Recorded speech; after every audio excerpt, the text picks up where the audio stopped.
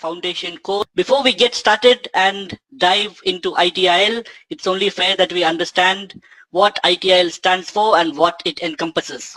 So ITIL stands for IT Infrastructure Library. It is the most widely adopted set of guidelines for IT service management. Essentially, an integrated set of best practice processes for delivering IT services to customers. ITIL primarily focuses on maximizing value to customers by aligning IT resources with business needs. It is important to note that ITIL is not a standard, but more a set of best practices guidelines that can be customized to any organization. So why is ITIL so popular, and why have you taken your time to learn ITIL? It's extremely important that we understand why ITIL is so popular around the world. There are three fundamental reasons. One, it is vendor neutral. Two, it is non-prescriptive. And three, ITIL is a best practice based on thought leadership. So these are the three things that make ITIL extremely important and big around the world. Let's talk a little bit about the history of ITIL. It's a pretty interesting story. ITIL dates back to the 1980s when the UK government's CCTA, which stands for Central Communications and Telecommunications Agency, required guidelines to operate its government data centers. Back then, ITIL was defined as a practical, no-nonsense framework for identifying, planning, delivering, and supporting IT services to the business. So this was the scope of ITIL back in the 80s. Essentially, ITIL was a set of books that discuss specific IT service management best practices based on recommendations from CCTA. And in course of time, IT organizations across the world began adopting ITIL as the de facto standard for IT service. Little bit of history there, but extremely important to understand the history before we get into the core volumes of ITIL. The 2011 edition of ITIL is the latest edition, and this course sort of covers the 2011 edition of ITIL at length. Just a short overview of the program consists of 5 exams: the ITIL Foundation, followed by ITIL Intermediate, followed by ITIL Managing Across the Life Cycle, which is popularly known as MALC, followed by ITIL Expert, and finally the pinnacle of ITIL called ITIL Master. The ITIL qualification scheme uses a modular credit system called the ITIL credit system. So what does it mean? This means that each of these exams, the foundation, the intermediate, the MALC, the expert, and finally the master, every time you clear these exams, you pick up credits, and the culmination of your ITIL expertise depends on how many credits you have accumulated. This particular course from Edureka prepares you for the first step, which is the ITIL Foundation exam. A little bit about the exam. Essentially 40 multiple choice questions that need to be answered over a period of 60 minutes. You have the option of taking the ITIL Foundation exam online or a paper-based exam. Good news, there is no negative marking, and in order to clear the ITIL Foundation exam, you need to have a 65% pass percentage, which essentially means that 26 out of these 40 multiple choice questions need to be answered correctly. Here is a more detailed overview of ITIL. As you can see in the tab in the center, there is the ITIL Master, the ITIL Expert, Managing Across the Life Cycle, which is MALC, and right below there is a Foundation that we are going to start with. As I mentioned before, these exams are based on the core volumes of ITIL that deal with aspects like service strategy, service design, transition, service operations, and continual service improvement. More or less, this is the scope of the ITIL Foundation exam. And of course, once you clear this, you can choose to clear the other exams as well. We spent a little bit of time understanding why ITIL is so popular across the world, and we also figured out a small story about the history of ITIL. The next critical question obviously is to understand what ITIL means in terms of business and how an ITIL Foundation certification and clearing the exam will be invaluable for the organization that you're serving at. So It is essentially a valuable skill for any IT professional, irrespective of domain, job role, and years of experience you might have. ITIL is ideal for IT professionals who are working within an organization that has already adopted ITIL and enables them to contribute to an ongoing service improvement program.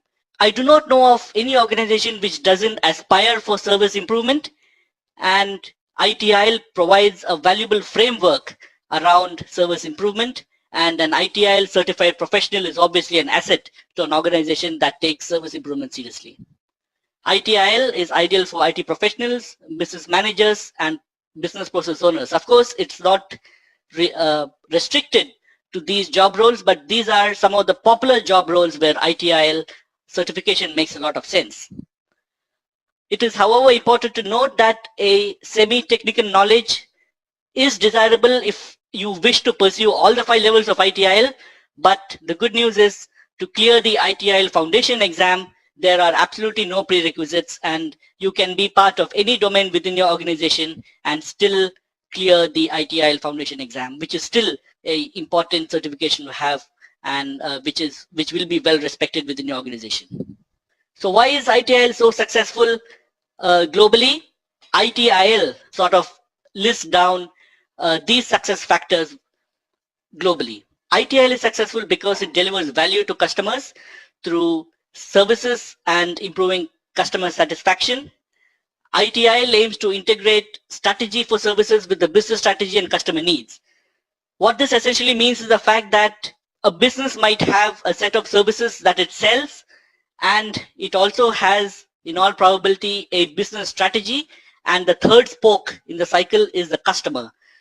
It is extremely important that all three aspects are aligned, and the strategy that the business has is aligned to the services that it offers and the customer who is the ultimate beneficiary of these services. It is extremely important that these 3 stakeholders are in perfect harmony, and ITIL ensures that they are indeed in a perfect harmony. ITIL also measures, monitors, and optimizes IT services and service providers' performance, and of course reduce costs. So this is more or less the aim of ITIL, and this is the thought that drives many organizations to be ITIL aligned. ITIL also tells you to manage the IT investment, budget, risk, knowledge, and capabilities to deliver services effectively and efficiently. This is an extension of the previous point, where you need you have a business strategy, you have the all-important customer, and you have a suite of services that are tailored to your customers. And it is extremely important that you spend the right amount of money with minimal risk, leveraging the knowledge and capabilities that your workforce has to deliver services effectively and efficiently. ITIL enables adoption of a standard approach to service management across the enterprise. What this essentially means is that a large organization might have different departments that deal with different aspects of the strategy, service, and customer cycle, and it is extremely important that all of these function together. So ITIL is also a blanket certification that adopts a standard approach to service management across the enterprise, across the various departments of the enterprise. By doing this, what does the organization achieve through ITIL? It changes the organization's culture and supports the achievement of sustained success. Every organization, big or small, wants to be successful, and once this philosophy is embedded closely to the organizational structure, profits grow by leaps and bounds. Hence, ITIL understands that the role, one of its fundamental roles, is to modify the organizational culture to ensure that sustained success is achievable. Again, a point which is closely related to this: how does one achieve sustained success? How does an organization achieve sustained success? By improving the interaction and relationship with its customers. Customer is king, and it is extremely important that you connect with the customer, and customer sees value in your service as well as the interactions that you have with them. And continually improving the interaction between the business and the customers is extremely important for success. Of course, ITIL is also tailored to optimize and reduce cost for an organization. Very simply put, ITIL helps an organization to understand its customers, ensure that you tailor your services to the customer, and you continually keep interacting with the customer to ensure that you are aligned to the needs of the customer. Of course, at an optimal cost with minimal risk. So this pretty much encompasses what ITIL means to an organization and why a lot of global organizations, big and small, have adopted ITIL and have seen results.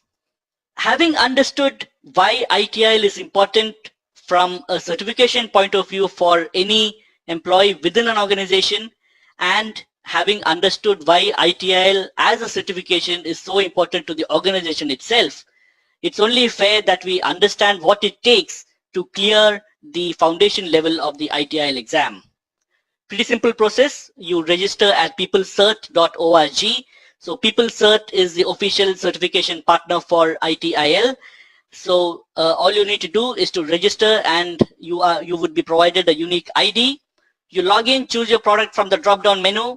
ITIL Foundation in our case, obviously PeopleCert has other certifications as well, but as far as we are concerned, you need to choose ITIL Foundation.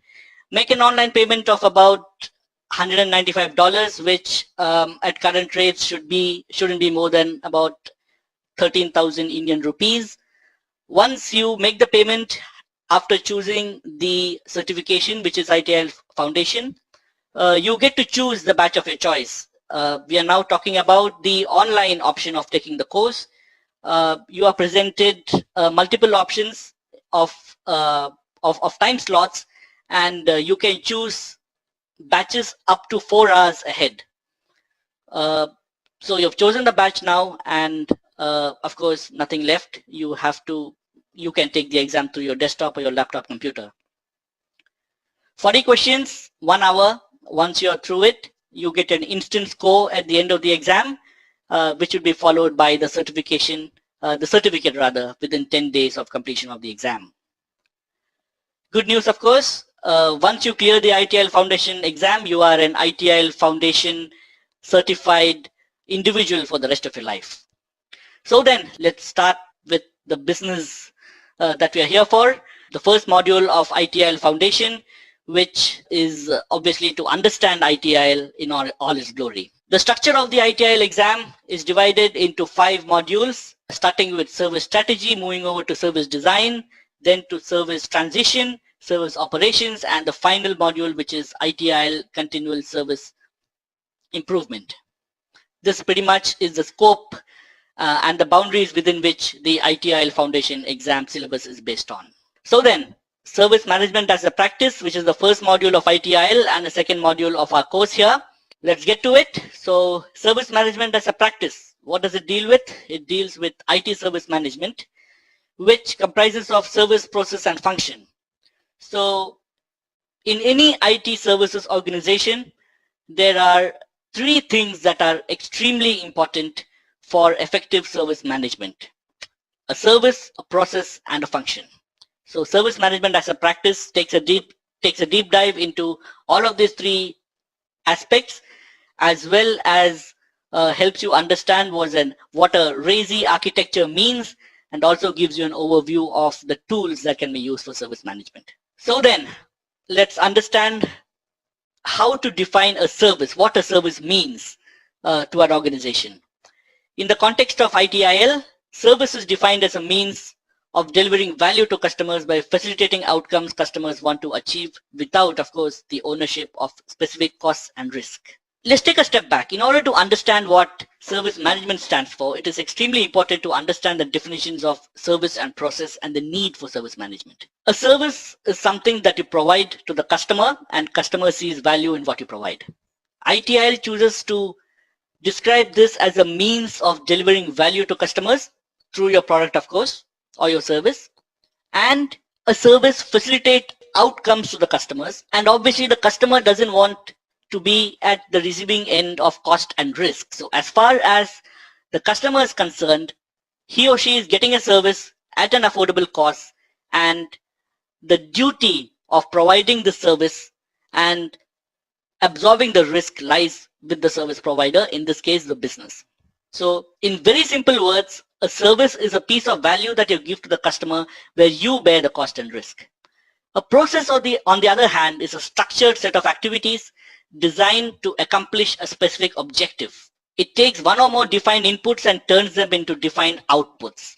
What does it mean? In the context of ITIL, if a service is your goal, what you do towards it is a process or a set of processes.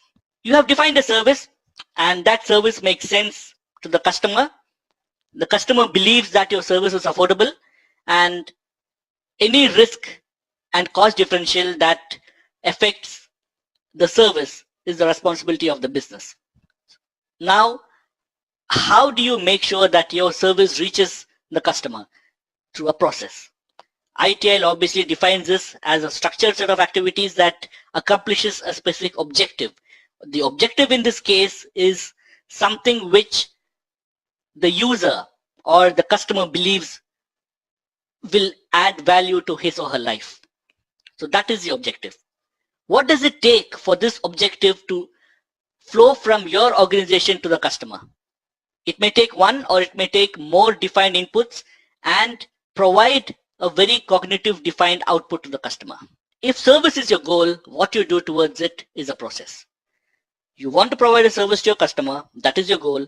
How do you do it? Through a process. Now, it is also important to understand that the user, who is predominantly the beneficiary of a service, is not interested in the process.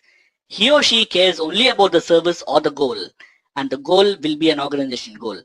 The process is entirely intrinsic to the organization, and the user or the customer has nothing to do with it. A process, however, has 4 characteristic features. It responds to specific events. The results are delivered to customers, and results are predefined, and of course, they have to be measurable. A process is meaningful only if it meets these 4 goals. So how is all of it tied to business outcomes? Again, encapsulating service management, the basics of service management. You have a service, the customer sees value in it. All the customer is concerned about is what he gets as a service. Of course, for a business to provide this service, there are processes that need to be followed, and the process needs to respond to specific events. They have to be delivered to customers.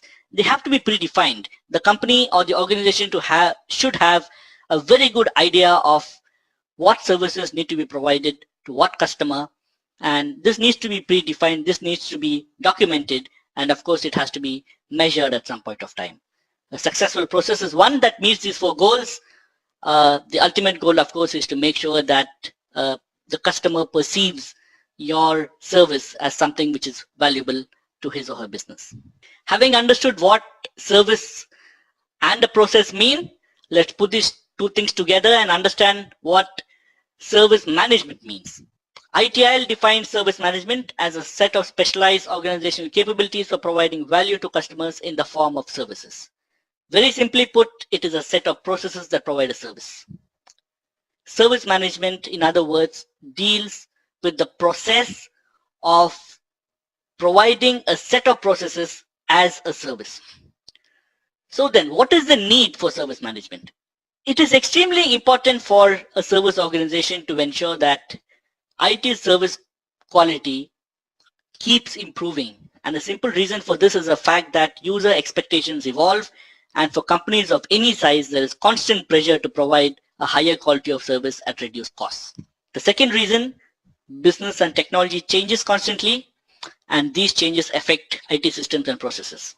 And the third reason, competition forces organizations to push service barriers.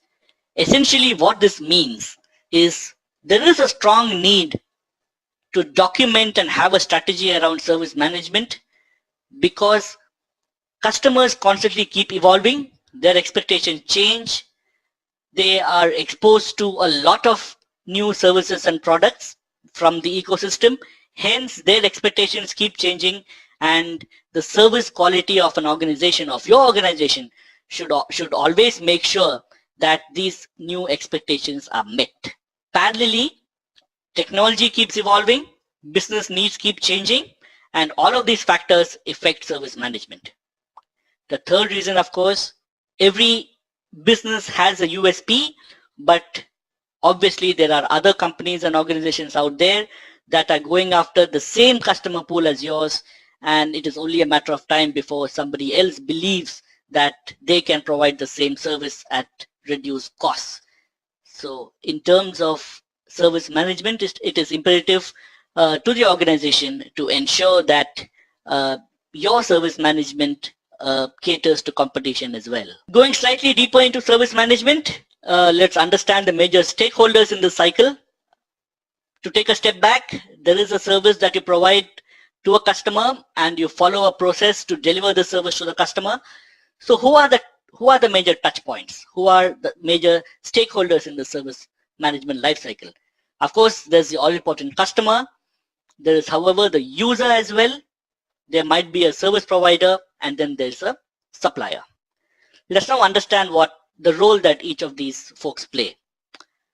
The all-important customer is obviously the recipient of the services that you provide. The user is somebody who uses the services, and the service provider helps you provide the services. It is extremely important to understand here that there is a very fine but distinct difference between a customer and a user. Let's take an example. Your IT organization or any business or organization that you work for might be a customer of a broadband connectivity framework. As far as the provider is concerned, the connectivity provider is concerned, your organization is a customer. However, you are the user. You are an employee of the organization, of the company, and you are the one who's using the broadband internet for your day-to-day work. Your company is the customer, you are the user, right? In other words, the customer is the recipient of services while the user is the actual user of the services. Who is a service provider? A service provider is one who helps you provide the services. Now, service providers are divided into three categories rather, according to ITIL. There is an internal service provider, an external service provider, and a shared service provider. Pretty simple to figure out. An internal service provider is one who provides services within an organization. An external service provider is one who provides services to external customers, and a shared service provider is someone who provides IT services to more than one business unit, mostly internal. Now, though this might sound slightly confusing, it is very easy to decipher. Suppose there is a department within your organization, say an IT department, right? And the IT department provides connectivity or laptop to its employees, right? So your IT department is the internal service provider who provides the laptops to employees. However, if there's an external service provider who provides the broadband connectivity framework, so here's a service provider who doesn't sit within the organization, is a third party. So the third party becomes an external service provider, and a new sort of service provider that has evolved over the years is a shared service provider who provides IT services to more than one business unit. So in large organizations, there are different countries, different geographies, different departments that a centralized IT team might need to service. So in this scenario, the service provider would be a shared service provider where multiple departments or countries deal with the service provider for their needs. So now we have spoken about the customer, the user, the service provider, and the supplier. Interestingly, customers are also divided into internal and external customers. Customers that share the same business are internal customers, while those that have a completely different business are external customers. Very simple to figure out again. Internal customers are customers of your own business within your organization, and external customers are those who are sitting outside your organization and are beneficiaries of your service. Finally, who's a supplier? A supplier is a third party who supplies specific goods or services. Just to recap and ensure that we understand these core concepts very clearly, a customer is your business who buys the internet broadband connectivity framework for you. You are obviously the user. The company that provides the broadband is a service provider. And in case there is a third party involved, that third party becomes a supplier. With the same example of internet broadband connectivity, suppose there is a third vendor who actually comes and installs the fiber optic cable, the cable provider becomes the supplier. That completes the four fundamental stakeholders of service management: the customer, the user, the service provider, and in some cases, the supplier as well. In order to get the best service, or rather the best results from the service management process, there are specific functions that need to be allocated. These functions can be people or processes. In the context of ITIL, a function is defined as an organization that defines a specific process and activity, or a combination of process and activity. Functions in ITIL include service desk, operation management, technical management, and sometimes application management as well. So what does this mean? There is a service you're providing to a customer. There are different stakeholders like users, customers, suppliers. Where does functions in service management fit in? You need to make sure that the relationship between these four stakeholders is extremely tight, is extremely interactive to ensure best results for an organization. The organization obviously has spent money to make sure that the right service reaches the right users using the services of probably a supplier. This cycle needs to be extremely tight. It needs to be extremely efficient at all times.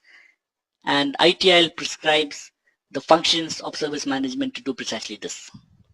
A function could be a process, an activity, or a combination of a process and activity. We have already understood what a process is. An activity is nothing but a minuscule process within a process which ensures that the process doesn't break. And ITIL prescribes that functions like a service desk, an operations management department, technical management, or application management will ensure that the right functions are in place and are working efficiently towards service management. A function can obviously be a role or it can be a process, right? So when a function becomes a role, ITIL follows something what it calls the RACI architecture, RACI. The RACI architecture stands for responsible, accountable, consulted, and informed. R for responsible, A for accountable, C for consulted, and I for informed. At various stages of service management, the RACI stages have to be followed, and relevant stakeholders are constantly depending on the structure to ensure that the organization functions well. Let's take a step back again and understand what a role is. Before we deep dive into the RACI model, of course, we now understand what RACI stands for. It is also important to understand the definition of a role. A role, according to ITIL, is an authority given to a person or a group of people to execute an activity. A role is something that you need to do day in and day out, and to a great extent, it is a power, an authority that is given to either a person or a group within an organization with the aim of executing an activity efficiently. So RACI stands for responsible, accountable, consulted, and informed. What do these mean? Responsible, a person or a group of people responsible for getting the job done or getting a particular task done. The responsibility lies with this person, so that person or group is R in the RACI model. A for accountable. For every task, only one person can be accountable, and that person is tagged as A. For getting a job done, you might need to consult other people. The people who are consulted and whose opinions are usually sought and respected form the consulted bit in the RACI architecture, and informed are people who are kept up to date on a progress made. The RACI architecture also touches upon the role of various stakeholders within the cycle, within this model, and these stakeholders primarily are process owners, practitioners, and process managers. We will do a deep dive into all of these, but at this point of time, it is extremely important to understand the fine distinction between R, A, C, and I. Suppose you undertake a project, there has to be someone who is responsible for it. Just in case things break, we obviously hope that they don't, But if something breaks, there has to be a particular team or a particular individual who is responsible for the state of affairs, and that person or group is the R in the RAISY model. In order to actually perform the real task, the actual task at hand, there is one person who's an expert at doing it, and he or she is accountable. Before starting the project, obviously the organization or the senior management would have consulted a few people whose opinion would have been incorporated in the plan, and simply these are the folks who make up the C in the RAISY model. And of course, informed deals more with visibility for an organization. Might be somebody who's fairly senior, or somebody who takes care of the operations bit in an organization, who needs to be informed about any particular job, a project, or a task. Let's now understand this with an example, or rather a typical RAISY chart. So there might be a CEO, a business executive, a CIO, a business process owner, a chief architect, and others. So typically job roles in an organization and activities that the organization undertakes, and how this chart sort of encapsulates which are the job roles that need to be consulted, need to be accountable, need to be informed. A typical chart, let's say if we were to create a framework for defining IT services, the business executive will obviously have been consulted. The CIO is obviously accountable because we are dealing with defining new IT services for the organization. The chief architect should be informed because he or she might be closely linked to the business process owner or the CIO, and the service management should be part of the R.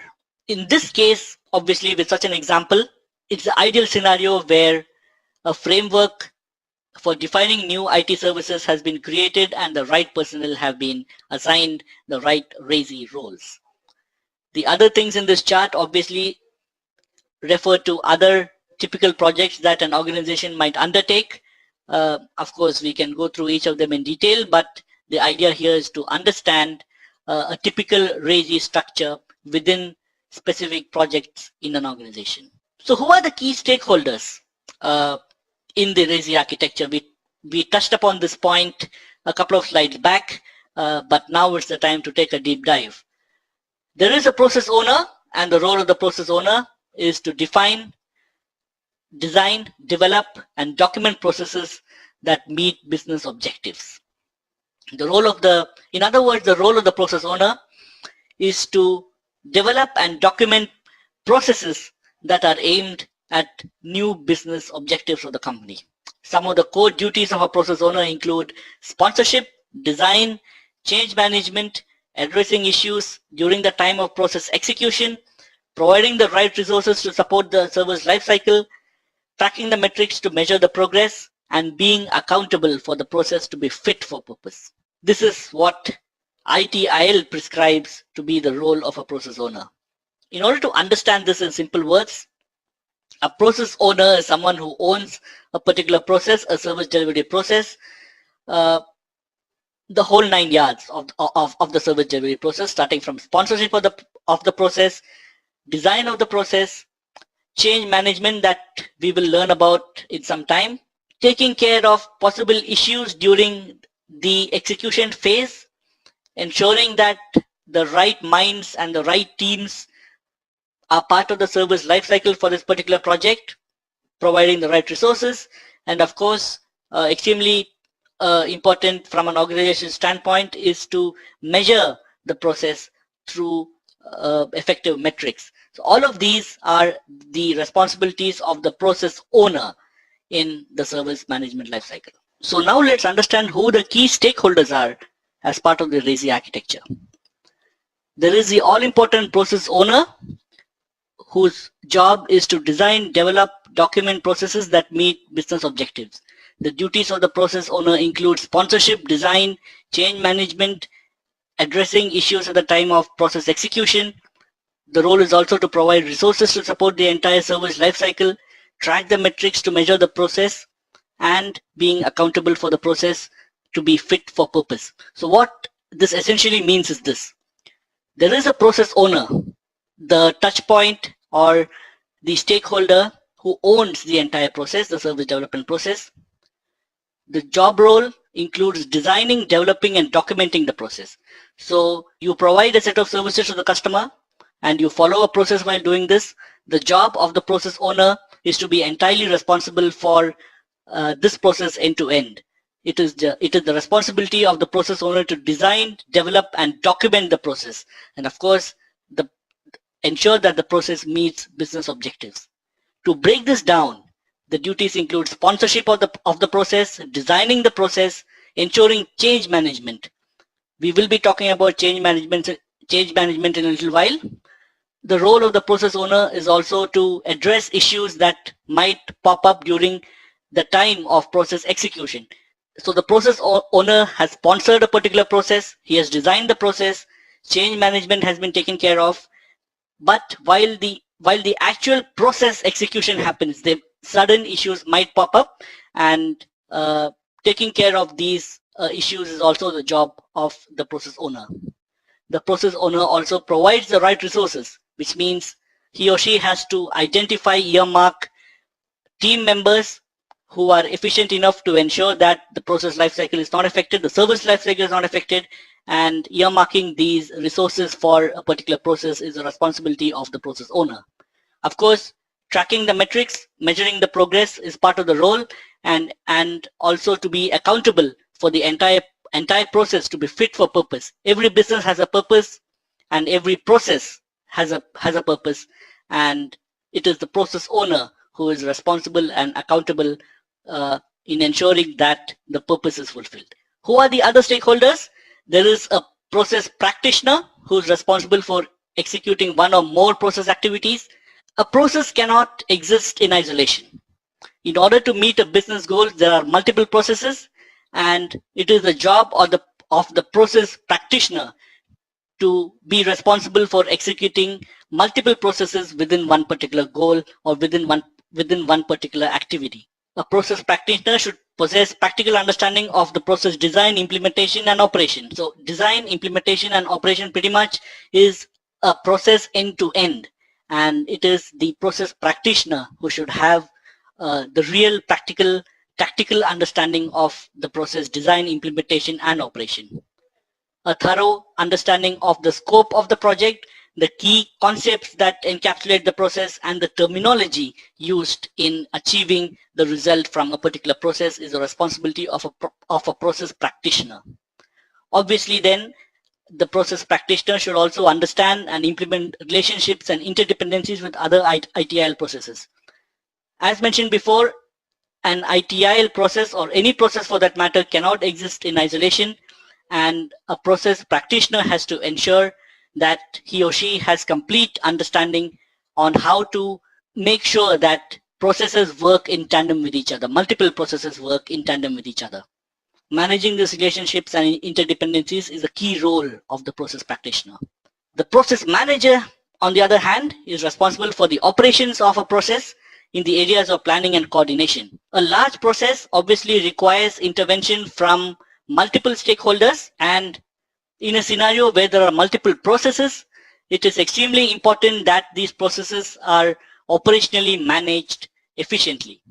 And the job role of the process manager is to be responsible for operations management of a process in terms of planning and coordination. A complex process obviously requires a lot of planning and a lot of intelligence when it comes to coordination between multiple processes, and the process manager should efficiently be able to do this. A process manager should carry, monitor, and report performance of the process to relevant stakeholders, and in case there are several process managers for a particular process or a bunch of processes, it is the duty of the process manager be in sync with individual process management for a large process. The last spoke of a RAISY key stakeholder would be the service owner, who is responsible for initiation and ongoing support to the customer in delivering services. So here we have delivered a service, a process has been completed, and now the service owner steps in and takes responsibility for the initiation and ongoing support to the customer. Going back to our previous example, you have purchased a broadband framework from a vendor, from an external vendor, and the external vendor will have a process by which the vendor ensures that there is adequate level of service being provided to you as a customer. And as part of this promise, the vendor will have a service owner who steps in after the implementation has been done to ensure that he or she becomes the single point of contact in case the customer, which is you or your business, to ensure that you do not have any issues. And in case you have an issue, the service owner will be the one responsible for it. The service owner is accountable for specific delivery of a service and reports either to the service manager or probably a service director, depending on size of the company. The service owner liaisons with the business relationship manager to ensure that the service which has been delivered meets customer requirements. If you have asked for a particular sort of broadband connection, the vendor has to ensure that the specifications have been met, and the service owner, when he takes over after the implementation, needs to make sure from his or her business relationship manager that what the service that has been delivered is in sync with what the customer has requested for. The service owner participates in negotiating SLA and OLA because the service owner is closest to the customer and obviously understands the level of service that can be provided, and more importantly, in case there is a service or a service excellence promise that may or may not be fulfilled by the company, it is the duty of the service owner to bring this up and ensure that the SLA is not compromised, and he or she is also an integral part of creating the SLA itself to ensure that service levels that are agreed are practically achievable. The service owner, again, since he or she is closest and most intimate to the customer, is also in the best position to recommend process improvement for his or her company. Here's an example of a simple process model where as part of process control, there is a process policy, there are objectives, there is feedback, and there's a mechanism for product documentation. And then there are process inputs where there are complex metrics, there are process roles that have been assigned, there are process improvement strategies, and the final step, which is the process enablement, where the right resources are invoked and the right process capabilities are undertaken. In order to achieve service management, every service management or every business can leverage tools for specific tasks within service management. These include workflow engines, event management tools, discovery applications, reporting dashboards, diagnostics tools, content management systems, self-help portals. Very simply put, these are some of the tools that a business can use for efficient service management. These can also be looked upon as separate departments within the service management umbrella department for an organization. Workflow engines, management tools, dashboards, diagnostics tools that will help you achieve an optimum level of service management. With that, ladies and gentlemen, we come to the end of service management, the module on service management as a practice. And now we move on to the next module, which is service strategy, which is the second core volume of ITIL Foundation. So let's understand the core objectives of service strategy. The objectives of core strategy is to identify the services that the business offers, defining the service quality for each service, creating and documenting the value for customers, differentiating value from customers, performing financial management to provide value-centric visibility and control, and allocating specific resources. So this core volume of ITIL deals with devising a service strategy. This is the first step in a service transformation exercise. Every organization that chooses to transform its service delivery has to embark on a service transformation journey. And this module of ITIL deals with precisely that. Before the design, transition, and operations, it is critical to define a strategy, right? You have the customer and you have a vague idea of the kind of services you can provide to the customer, and you have a fair belief that the customer would see value in those services. But before you actually design, transition, and get into the operational aspects of a service, it is extremely important to define the strategy in the first place. It is essentially the long-term service vision and allocation of related costs and resources. you need to have a long-term vision around the suite of services that you offer. This is precisely the strategy that you have. It is extremely essential that you also pay attention to allocation of cost and the right number of resources to deliver a particular service or a suite of services. So how do you define a strategy? Defining a strategy is based on a few fundamental requirements. You need to first identify the services. You need to have a very deep understanding of your own services that you're providing to the customer. You need to then define service quality for each and every particular service. You have a bunch of services and customer obviously likes these services. You now need to define the quality of service that you're going to provide to the customer for each one of these services.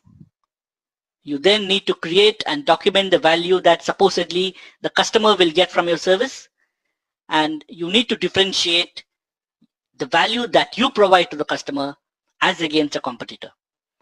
Your business has a USP and you have a competitive advantage. You need to make sure that this is well documented, and this will go a long way in defining your own service strategy and the suite of services that you provide to the customer.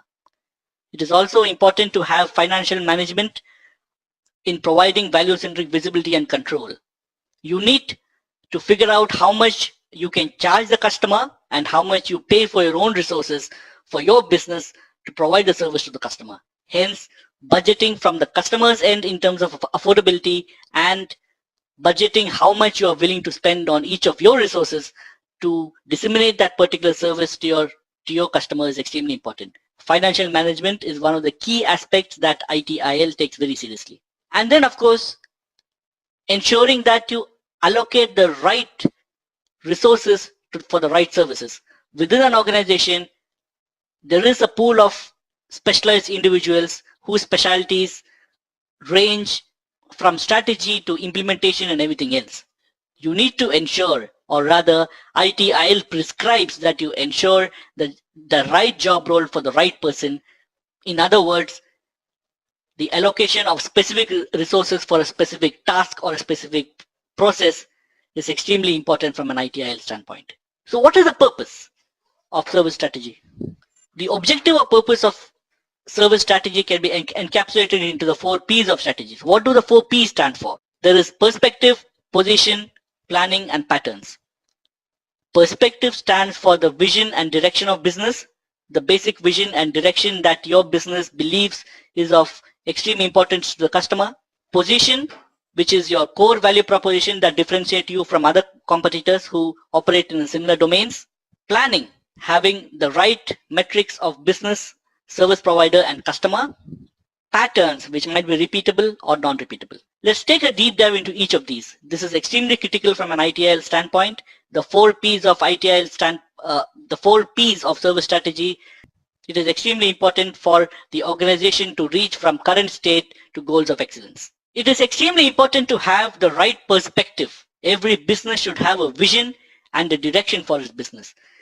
This is obviously closely tied to the services that you offer to the customer, and the services that you offer to the customer will be based on an internal vision and a direction that you have set for the business from your end. Positioning. Your business provides a set of services and that differentiates you from competition. You have a core value proposition that you believe the customer is paying you for. It is extremely important to get this positioning right. This is what will help you get from a current state to a desired position or a desired goal of business. The next obvious step is to plan for it. Make a matrix of where you want your business to be X years from now, X months from now. What is the nature of service providers you're going to collaborate with, and how customer requirements are changing, and what is the customer profile that you're after. It is extremely important to plan. The next obvious step is to figure out a pattern in this journey of providing service to the customer. There might be certain tasks that are repeatable, and then there are tasks that are non-repeatable. It is extremely important to document these patterns into repeatable and non-repeatable buckets to ensure that there is smooth flow of services from your business to the customer. Of late, there is also a 5th P, which has unofficially been used by businesses worldwide. This is ploy. So ploy essentially means companies modifying their business goals based on competitor strength and weakness. Let's take a step back. The 4 Ps. You have a perspective, you've positioned your service, you've planned, and you have figured out the pattern of business. Now, the next logical thing you can do is to do a competitor analysis and figure out where your competitors lack in and hope to fill that gap. Now, this is the 5th P, which is ploy. Obviously, the 5th P, which is ploy, is not created by Mintzberg in 1994, where the 4 Ps were created. The goal of the 4 Ps is simply to remain uniquely valuable to customers for as long as possible and continually follow the cycle to stay relevant and differentiated. You have to be valuable. You need to continue to remain valuable to your customer. You need to be a unique value proposition to your customers. Your service has to become valuable to the customers, and for this to happen, you need to transform your service management into a strategic asset within the constraints that you have identified for your business. The 4 Ps of service strategy is also aimed at establishing the direction and creating the guiding principles for service management activities across the ITIL service lifecycle by setting goals, policies, guidelines, and processes, and all the while measuring performance across this lifecycle.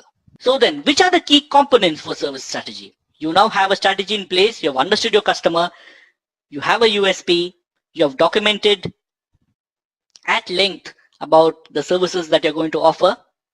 What is the next step? Which are those key components that you need to keep in mind while devising a service strategy? First step, of course, you need a business case. The business case is documentation of a specific strategy, documentation of the cost involved, identifying the problem you are trying to solve, and encapsulate the risks involved. A business case is the first step of any strategy, of any business strategy. You need to define your strategy, you need to figure out the cost involved, you need to identify the problem you're trying to solve for the customer, and understand the risks involved in this process. ITIL defines a business case as a strategy document with supporting evidence in order to make an informed decision approved ideally by senior management. So the business case is a document with supporting evidence on what the customer is looking for, how your service is helping the customer, and the goal of the customer is to make an informed decision. And obviously, this is a document that needs to be approved internally by senior management. In order to understand the very basics of business case, you can take a very, very simple example right from your childhood. As a child, when you wanted to buy a first bicycle, or rather procure a first bicycle, you would have made a business case in your head and presented it to your parents. You would have included data around how much time you would save in reaching school, how the bicycle is going to help you fetch stuff from the grocery store. Basically, in your own head, you had a justification to why you needed a bicycle and how the bicycle would solve the problems of you as a user and probably your parents as a customer. A business case in an ITIL scenario is only a magnification of this in a business scenario. A business case should be reasoned and have a structured details with supporting evidence and references that justifies the project on either financial or strategic grounds and should be approved by senior management. Just an extension of you procuring your first bicycle. Within a service strategy, there are other components. You have now completed a business case. You now have it documented. The next step is to assess risk. And to assess risk, it is extremely important to understand what a risk is. So what is a risk? A risk is an event in the future. A risk is an uncertain condition that may or may not occur. If it occurs, it will have an impact on the outcome of the strategy. And a negative outcome of a risk is a threat, while a positive outcome is an opportunity. A risk can have one or more causes, and a risk can be classified into high, medium, low. Pretty much the dictionary definition of risk for a business case or a service strategy according to ITIL, a risk is defined as something which is likely to happen, or rather it is something that may or may not happen, but for any efficient business, it is extremely important to expect that a risk will pop up sometime during the service strategy. It is obviously uncertain that may or may not occur, but if it occurs, it will definitely have an impact on the outcome of the strategy. If something has an impact on the outcome of the strategy, it is imperative that it will have an impact on the business, which obviously means that the customer will be dissatisfied with the level of service that you're providing him. Though risk is mostly associated with a negative outcome as a threat, there are times when there's a positive outcome, and this can be seen by the business as an opportunity. For example, suppose your business suffers because of a natural calamity like a flood. It'll obviously have an impact on service quality. It'll obviously have an impact on what the customer gets from you. But a positive outcome from all of this would be the fact that you might be dealing with vendors with whom you have an SLA, a service level agreement, that they haven't met. And in order to continue their relationship with you, they might actually slash their prices, or they might actually give you offers which are extremely lucrative for your own business.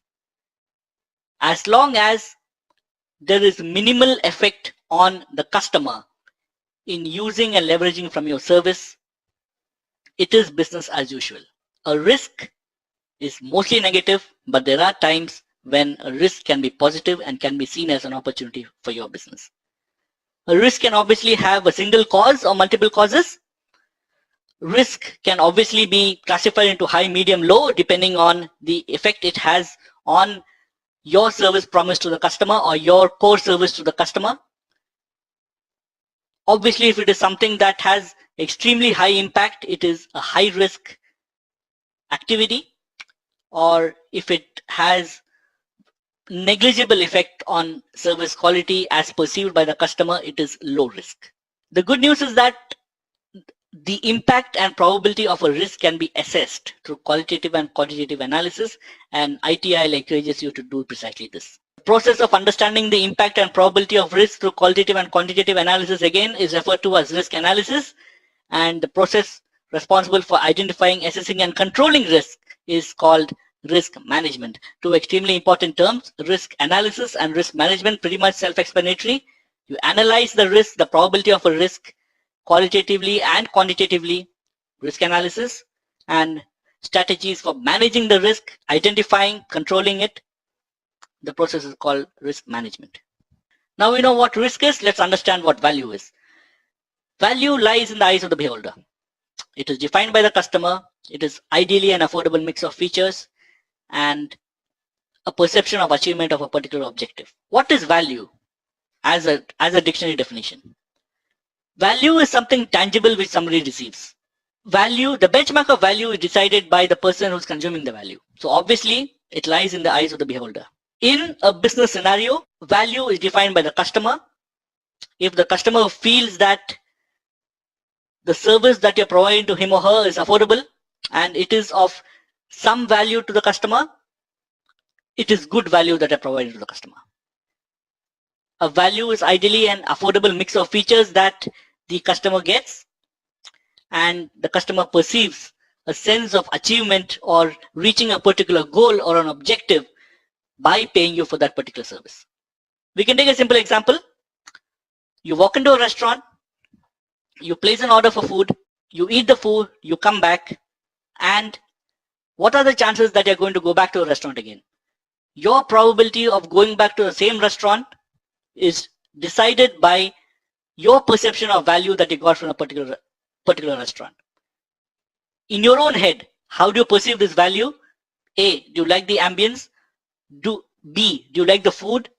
C, do you believe that you paid the right food for the amount of, the quality and the quantity of food that you've had? C, do you believe it makes sense to go back to the same restaurant again in spite of having many other restaurants in the vicinity? If you see value in a particular restaurant, you will go back to that restaurant. This is a very simple example of how value is perceived in a business scenario as well. Specific to an IT organization, value can be defined by asking three core questions. Which IT services are being provided to the customer? What is the customer achieving from these services? And what is the cost of these services to the customer? Three fundamental aspects. What is the precise service that you're providing? What is it for the customer? how does the customer perceive the IT service that you have provided?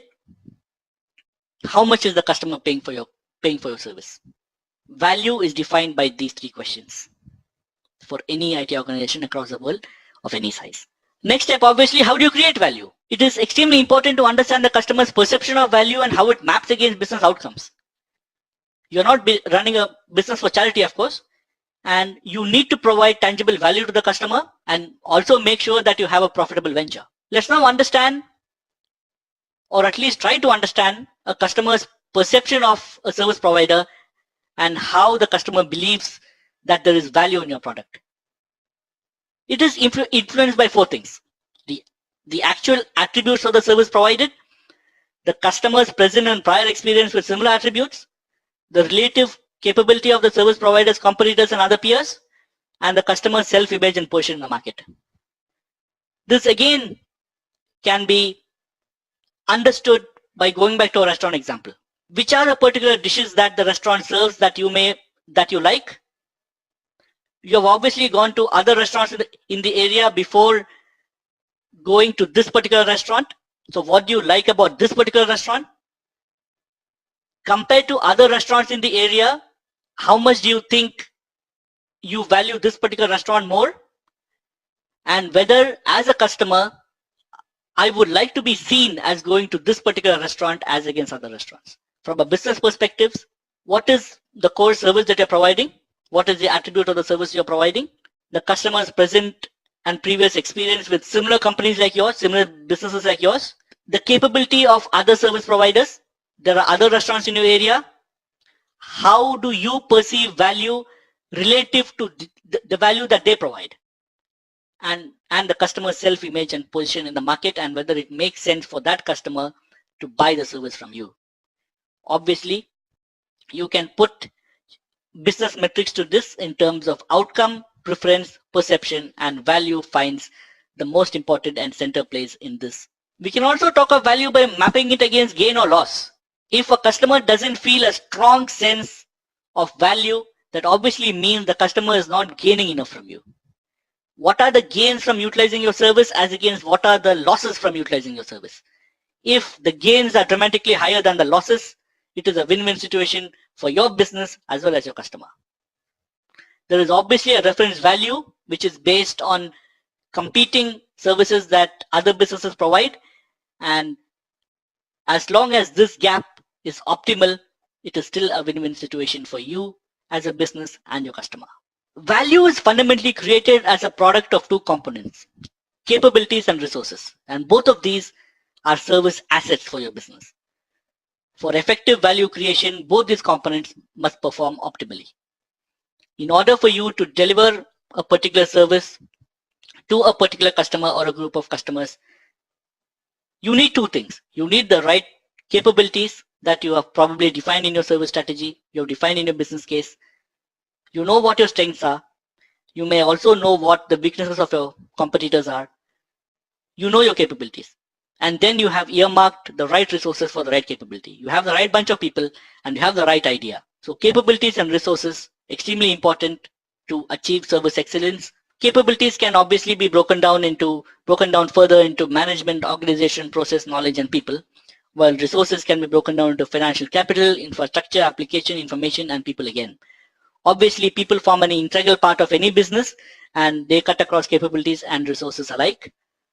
This is just an example to encapsulate how capabilities and resources are service assets, and service assets are responsible for value creation of your business. Let's now get to the next aspect of demand management. So what is demand management? ITIL demand management aims to understand, anticipate, and influence customer demand for services. Demand management works with capacity management to ensure that the service provider has sufficient capacity to meet the required demand. Let's now try and understand this in simple words. Suppose you wish to buy air tickets for your holiday. There is definitely a trend in air ticket rates. If you were to book your tickets, let's say 45 days or 2 months or 3 months before your planned vacation, obviously the flight fares are low. As you approach your journey date, prices shoot up. But again, if you were to make a sudden plan and you were to fly within the next 2 hours to a particular destination, again the air ticket rates crash. This is demand management from the airline. The airline understands, anticipates, and influences your buying behavior for its tickets. If the airline is able to fill 80% of its capacity 4 hours before a particular flight, it makes sense for the airline to crash the price in the last minute and make sure that the final 20% of the seats would much rather fetch a lower price than go empty. This is a very simple explanation of demand management. Going back to the ITIL definition of demand management is to understand, anticipate, and influence customer demand for your service. It is closely tied to capacity management. Again, going back to the same example, if a flight is only 50% full, it makes sense for it to take a slight beating on profits, but make some money off the remaining 50% of seats to ensure that there is some chance of break even. So it is closely tied, demand management is closely tied to capacity management and ensures that a service provider has sufficient capacity to meet the required demand. Again, if the airline were to crash prices, if it were to maintain the same price 45 days in advance to 1 hour before the flight, it is not managing its capacity well enough. If it is able to predict customer behavior is when there is optimum capacity management. So in the diagram here, there is a demand pattern, there is a service process that churns along, and then there's a business process that is closely linked to. There is a pattern for demand, there is a capacity management process that occurs, and then the final delivery of the service to the customer. Obviously, if there is good demand management, there is efficient demand management, there are incentives and penalties to influence consumption, and this pattern of business activity continues to roll on and on. The next important aspect here is service portfolio management. So the next important aspect of service strategy is service portfolio management. Service portfolio management is essentially an offering or a group of offerings that you sell. It includes offerings that you currently sell as well as offerings that are expected to roll out in future. Also included is the retirement service catalog, the service knowledge management system, and many other aspects. Let's first understand this. Let's understand this one by one. Service portfolio is a group of offerings that you sell, obviously. So these are the set of services that you provide to the customer. You have a document that lists down all the services that you provide to the customer. That document is called the service portfolio. The service portfolio includes offerings that you currently sell, as well as offerings that you are expected to roll out in the future. A service catalog is a document which is pretty much a menu card for your business, while a service pipeline is a planned menu card for your business. The service catalog, the service pipeline, the service portfolio, all of these are sitting in what is known as a service knowledge management system. A service knowledge management system is nothing but a collection of a service portfolio, a service catalog, and a service pipeline. So what is the need for service portfolio management? What is the goal? The goal is to provide strategic direction and management of investments into IT service management so that an optimum portfolio of services is continually maintained. If you remember, we spoke about how it is extremely important to be in touch with the customer at all times and understand how customer requirements are changing, how customer expectations are evolving, and how competitors are also evolving. It is extremely important for a business to ensure that a service portfolio contains the right set of services, the right mix of services for the right audience, the right customers. Extremely important from an ITIL standpoint as well, because it is looked upon as one of the fundamental steps in service strategy to document your service offerings effectively and later on assess the impact it has on the customer. What are some of the deeper objectives of service portfolio management? The goal, it is to investigate and design. It is to investigate and design. It is to investigate and decide as to which service to provide based on potential return and accepted risk level. It is to provide an improved ability for supporting and enhancing business processes and business services. It is to identify and define business value provided by IT services. It is to control which services are offered under what conditions at what level of investment, and to maintain accurate information regarding planned, current, and retired IT services. Let's understand this one by one. The core objective of service portfolio management is to investigate and decide which service should be provided based on potential return and accepted risk level. What does this mean? You have a set of services and you have a target audience, your customer that consumes the services. The fundamental goal of service portfolio management is to decide which service should be provided to what kind of customer, and this is possible only if you have listened to your customer in the first place. You should also figure out the potential returns that you're getting from the customer and ensure that the risk that your business is going through in order to achieve that particular goal is within accepted levels. The goal of service portfolio management is also to provide ability for supporting and enhancing processes and business services. For the clock to keep ticking, it is extremely important that you keep oiling the right parts.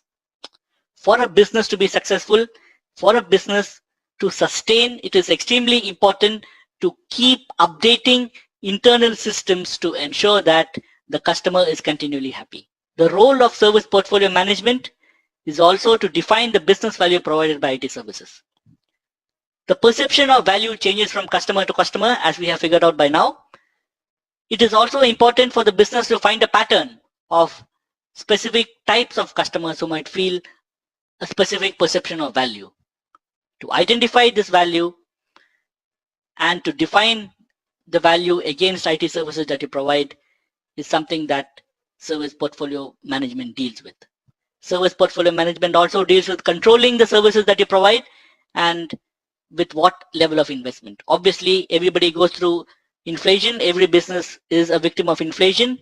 At the same time, if the customer feels that you are not delivering value for the money he or she shells out, there is a mismatch. The goal of service portfolio management is to control and understand the circumstances and figure out the level of investment, if at all it needs to go up or down depending on customer feedback. Since customers are ever evolving and their expectations are ever evolving as well, it is extremely important to maintain accurate information about planned, current, and retired IT services. You need to plan for new services to be rolled out. You should also be prepared to roll back certain services that you have rolled out in the past, and there might be circumstances where a particular service doesn't make sense to the customer anymore, and the business should not have any reluctance in pulling it out of the service catalog. So this is an integral part of service portfolio management as well. Some strategic questions you need to ask. Why should a customer buy your services? Why should they buy the services from you? What are your pricing or chargeback models? What are the strengths and weaknesses, priorities and risk of my business? And how should the resources and capabilities be allocated? Once you're able to answer these core questions, it is only a matter of time before you have an extremely good looking service strategy. A service knowledge management system functions. Imagine it as a bucket that contains the service portfolio. We know what a service portfolio is. There's a service pipeline. We know what that is too as well. And then there's a service catalog, and then there's a list of retired services.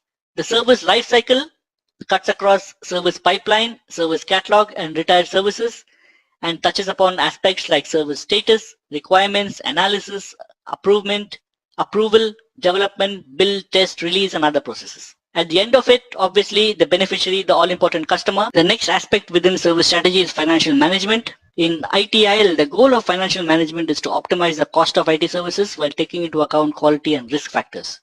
The analysis balances cost against quality and risk to create intelligent metric-based cost optimization strategies. It is defined as providing cost-effective stewardship of IT assets and the financial resources used in providing IT services. The goal here is simply to secure an appropriate level of funding in delivering IT services that support the strategy and are aligned to the goals of business. The key is to ensure that the business, directly or indirectly, does not commit to services that cannot be delivered on time or at a particular cost. Going back to the fundamentals, you have a suite of services that you provide to the customer. You have understood the customer well enough to fine-tune your services every now and then to ensure that there is a high, you have fine-tuned your services to ensure that there is perception of high value from the customer side. The next logical step obviously is to build finances around it. The next logical step obviously is to have a financial management framework around your services. You obviously have to optimize the cost of IT services while taking into account quality and risk factors. Quality under no circumstances can be compromised. The customer's perception of value cannot go down. If it does, your business suffers. It's a simple equation. So what you need to do, you need to optimize the cost of your IT services, and you need to remember that quality cannot be compromised and risk factors also have to be taken into consideration. Financial management also deals with enabling your organization to account fully for the spend on IT services. You obviously spend on IT services. You spend X dollars a month or a year on IT services to ensure that the right services reach the right audience, the right customer, and you need to every dollar should be accounted for. Financial management, according to ITIL, is defined as providing cost-effective stewardship of IT assets and the financial resources used in providing IT services. A business needs to be cost-effective. A business also needs to invoke the right financial resources, and it should provide the right IT services. Financial management encapsulates all three of these pillars. The goal is obviously to secure an appropriate level of funding in delivering IT services that support strategy and are aligned to goals in business. The goal is obviously to ensure that you are able to secure an appropriate level of funding in delivering the right IT services that support your business strategy and are aligned to the goals of business. You need to earmark the right amount of money to ensure that your business goals are met and your business strategy is in sync with the goals of business. So what is the purpose of financial management? The purpose is simply to secure an appropriate level of funding in delivering IT services and support strategy that we just spoke about. It is also to ensure that the IT service provider does not commit to services that cannot be delivered. Service level agreements are extremely important. You need to ensure that your service provider or even your vendor does not commit to services that cannot be delivered. You obviously will not be a happy man or woman if you have a service provider that does not stick by his own commitment to the level of service quality. That holds true for your business as well. You need to ensure that to your customer, you do not commit to services that you cannot deliver at a given time or with the optimum level of service that is expected out of you.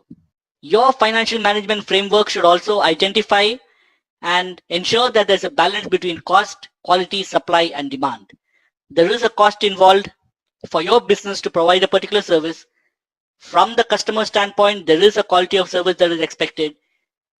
For your business, you need to anticipate how your customer base is going to grow. The goal of financial management is also to identify a fine balance between cost, quality, supply, and demand. For your service, there is obviously a cost involved. You spend X dollars to create that particular service. From a customer standpoint, there is expectation of a service quality, a certain service quality. You need to supply the service based on demand from the customer.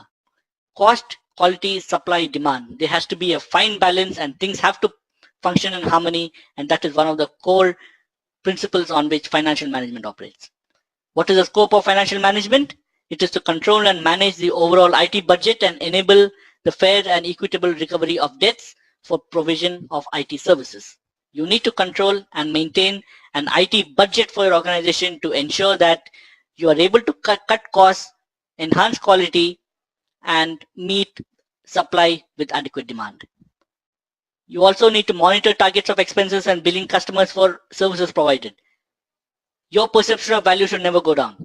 You need to bill customers to the extent to which they believe they are paying the right price, and you also need to make sure that your expenses in order to provide that service do not suffer as well.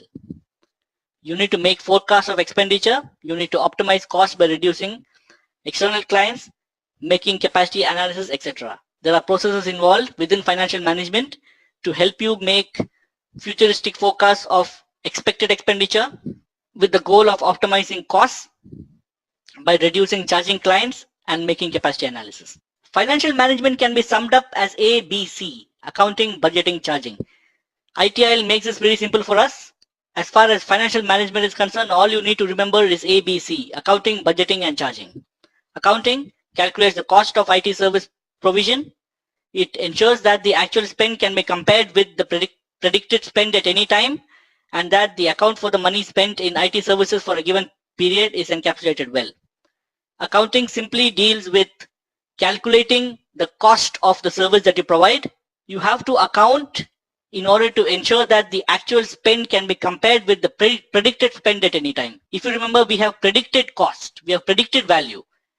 We have to ensure now that what you have predicted is pretty much in sync with what your actual spend is. You also need to account for the money that is spent in IT services for a given period. You have obviously invested in IT to ensure that your services are up to the mark and is perceived as high value from the customer. We have to account for the money that we have spent in IT services. Second point, after accounting, budgeting. Predict the amount of money required to run IT services for a given period. Accounting and budgeting are pretty much closely tied to each other, but while accounting deals with the actual amount of money spent to reach your service to the customer, budgeting has to do with predicting the money that you need in the future to run the services.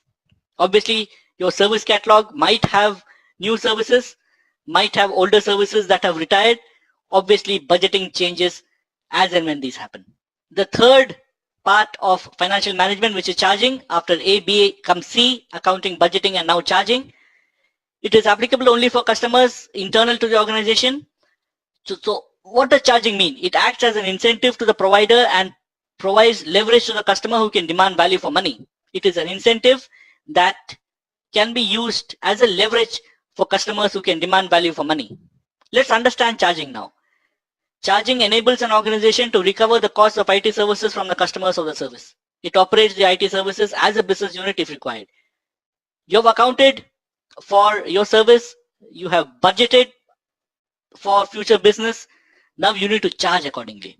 Charging is the closest touch point to the customer. It is the customer who is shelling out money for your service. And obviously it provides and obviously your charging mechanism should provide enough leverage to the customer who has the right to demand value for money. Charging also deals with enabling an organization to recover the cost of IT from the customers of the service. As we all know, we do not run businesses for charity, and we need to ensure that we make money out of the customer, and by providing the services, by providing right services to the customer, and in the bargain make a profit as well. Charging simply deals with making money from the customer to provide perceived value and make profit for the business. Before we end the module on service strategy, it is also important to discuss BRM. So BRM stands for Business Relationship Management. The Business Relationship Management process within ITIL is defined as the process where you establish and maintain a good relationship between the service provider and the customer. How do you do this?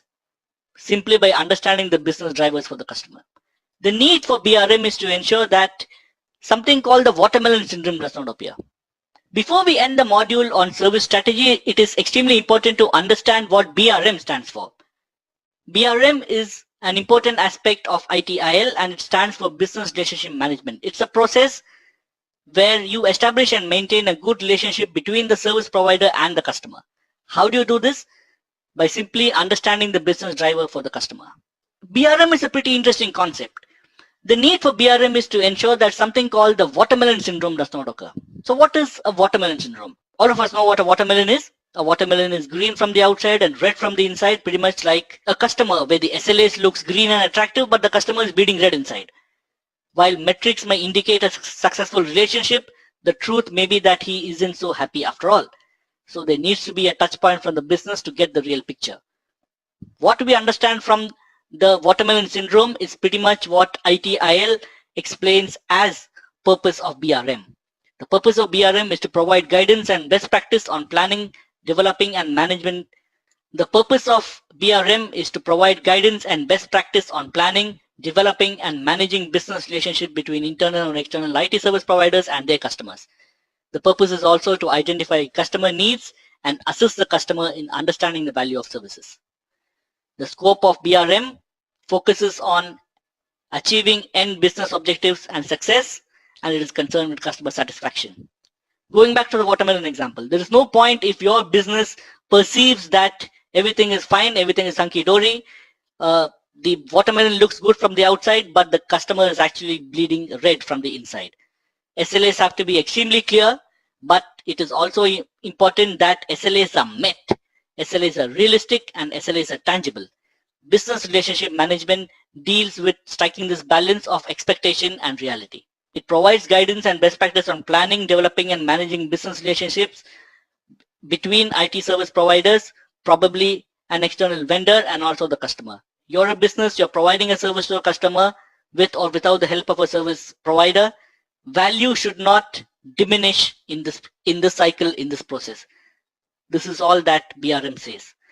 You have to focus your attention on achieving end business objectives and success, because this is precisely what your business is going to be judged upon, and the all-important customer has to be satisfied. So BRM is centered around customer satisfaction in ensuring that what you promise is what you deliver. So after a service strategy is in place, complete with risk and value assessment, the next step is obviously to curate your suite of services. This operation is called service design. It is essentially the blueprint of the service you wish to offer. It is conceptualized based on scalability, redundancy, and continuity in order to ensure that the suite of services is sustainable. ITIL defines this as the module that focuses on the design of IT services and covers the architecture, processes, policies, and documentation that will enable you to design services that meet the needs of the organization or the program. Very simply put, this is obviously the blueprint of your service offering. Obviously, the goal here is also to design efficient and effective processes and for subsequent lifecycle processes. Service design has to identify and manage risks, and it has to design measurements, methods, and metrics. ITIL defines this as a module, which is the next step, the next logical stage after service strategy. You have a strategy in place, now you build services around it. You ensure that you have the right blueprint for your business to ensure that your set of services reaches the right audience, the all-important customer. So what is the scope of service management? It is new services, changes to existing services, or improvements of existing services. No explanation required here. You can have an entirely new set of services or an entirely new service that you have added based on user feedback, customer feedback. You might have modified an existing service or a bunch of existing services, again based on customer feedback. And of course, as any good business should continually do, you improve your existing suite of services. So what are some of the core values that service design provides to the business? Provides reduced total cost of ownership. It provides reduced total cost of ownership. It provides improved and consistent quality of service, faster implementation of new and improved services that you figure out.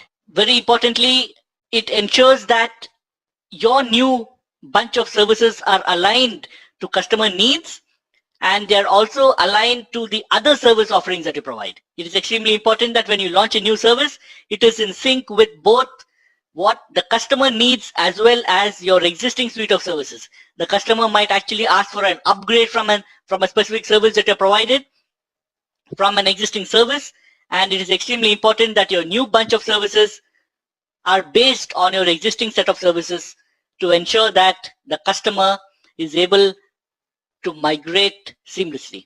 You need to improve the governance around your services. You need to ensure that the new services are performing optimally and that they are an upgrade to the existing set of services. And at the end of the day, since you're running a business and that business is not for charity, you need to make sure that your new bunch of services enable better decision making for your business. ITIL has divided service design. ITIL has defined the 4 fundamentals of service design as the 4 P's of every service organization: people, processes, products, and partners. Though people are an integral part of any organization, when it comes to services, the business is more dependent on the process rather than people. It is more important for an organization that even if people break, the processes don't. So the 4 P's of service design as prescribed by ITIL: people, process, products, and partners. with service management as the end goal. An important aspect of service design is the service design package, or the SDP. The SDP follows the life cycle of a service from when it was first suggested as a possibility to when it finally retired. It is a central reference point for all the documentation of a service. Very simply put, the service design package is a significant document defining all the aspects of an IT service and its requirements through each stage of its life cycle. A service design package is produced for each new service, each major change in a particular service, and retirement of a particular service. The SDP, the service design package, follows a simple cycle of business requirements, service design, organizational readiness, and a service lifecycle plan. Let's try and simplify this. You now have a fair idea of the new services that you wish to offer. You now document it in a service design package. It defines all the aspects of the IT service and its requirements through each stage of its life cycle. Every IT service has a life cycle. It has to follow the right processes in order to meet customer demand and to perceive high value from the customer. So the service design package requires you to document every new IT service that you create, or based on user feedback, based on customer feedback, if you were to make a major change in an existing service, that has to be documented in the SDP as well.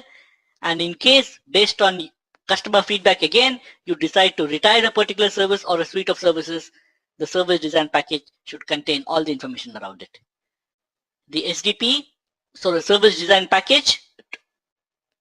So for the service design package to be effective, you need to encapsulate the business requirement, the service design. You need to assess organizational readiness in order to roll out that particular service, and you need to have a service lifecycle plan in place before an SDP can be effectively used. The next important step is design coordination. The next important step in service design coordination. What does it do? The role of design coordination is to ensure design consistency of new or changed IT services, service management information systems, architectures, technology, processes, information, and metrics. In simple words, design coordination is now responsible for coordinating the design activities carried out by other service design processes. We now know that service design deals with creating new services, retiring old services, or updating existing services. Having done that, design coordination comes in to coordinate these activities and linking it closely to the business and the objectives of the business. Design coordination ensures that all the processes in service design follow a consistent design and is aligned to the requirements of service strategy, and service strategy obviously is tied closely to the business, and hence design coordination ensures that service design is closely linked to business objectives as well. Design coordination also deals with ensuring that the SDP is produced and handed over to a service transition as agreed. After you have created a design, your organization has to invoke a team that performs service transition. The role of service design is to design, retire, or update your suite of services and pass it on to the service transition for them to actually go and implement it. Design coordination ensures that aspects that have been mentioned in the SDP are handed over effectively to the service transition team. Of course, design coordination has the goal to improve the effectiveness and efficiencies of service design activities. For any business, it is extremely important to keep listening to your customer for feedback, for suggestions, and incorporating them into your suite of services. Improving the effectiveness and efficiency obviously is an integral part of this process, and design coordination hence has a huge role to play. So what is the scope? Assisting and supporting each project or any other change through all the service design activities and processes, maintaining a guide, maintaining a document with policies, guidelines, standards, budgets, models, resources and capabilities for service design activities and processes, and ensuring that all requirements are appropriately addressed in service design, particularly utility and warranty requirements. One thing that ITIL strongly recommends is to document every step of service transition all the way from current state to excellence of business. Even with service design, ITIL prescribes that you maintain documentation around policies, guidelines, future plans, even warranty agreements and SLAs with partners and vendors. Let's now talk about service catalog management. Service catalog is an integral part of service transformation. The aim of a service catalog is to ensure that all services that are being transitioned or transitioned into production are encapsulated well. It is a critical stage of documentation for better clarity and future planning initiatives for the business.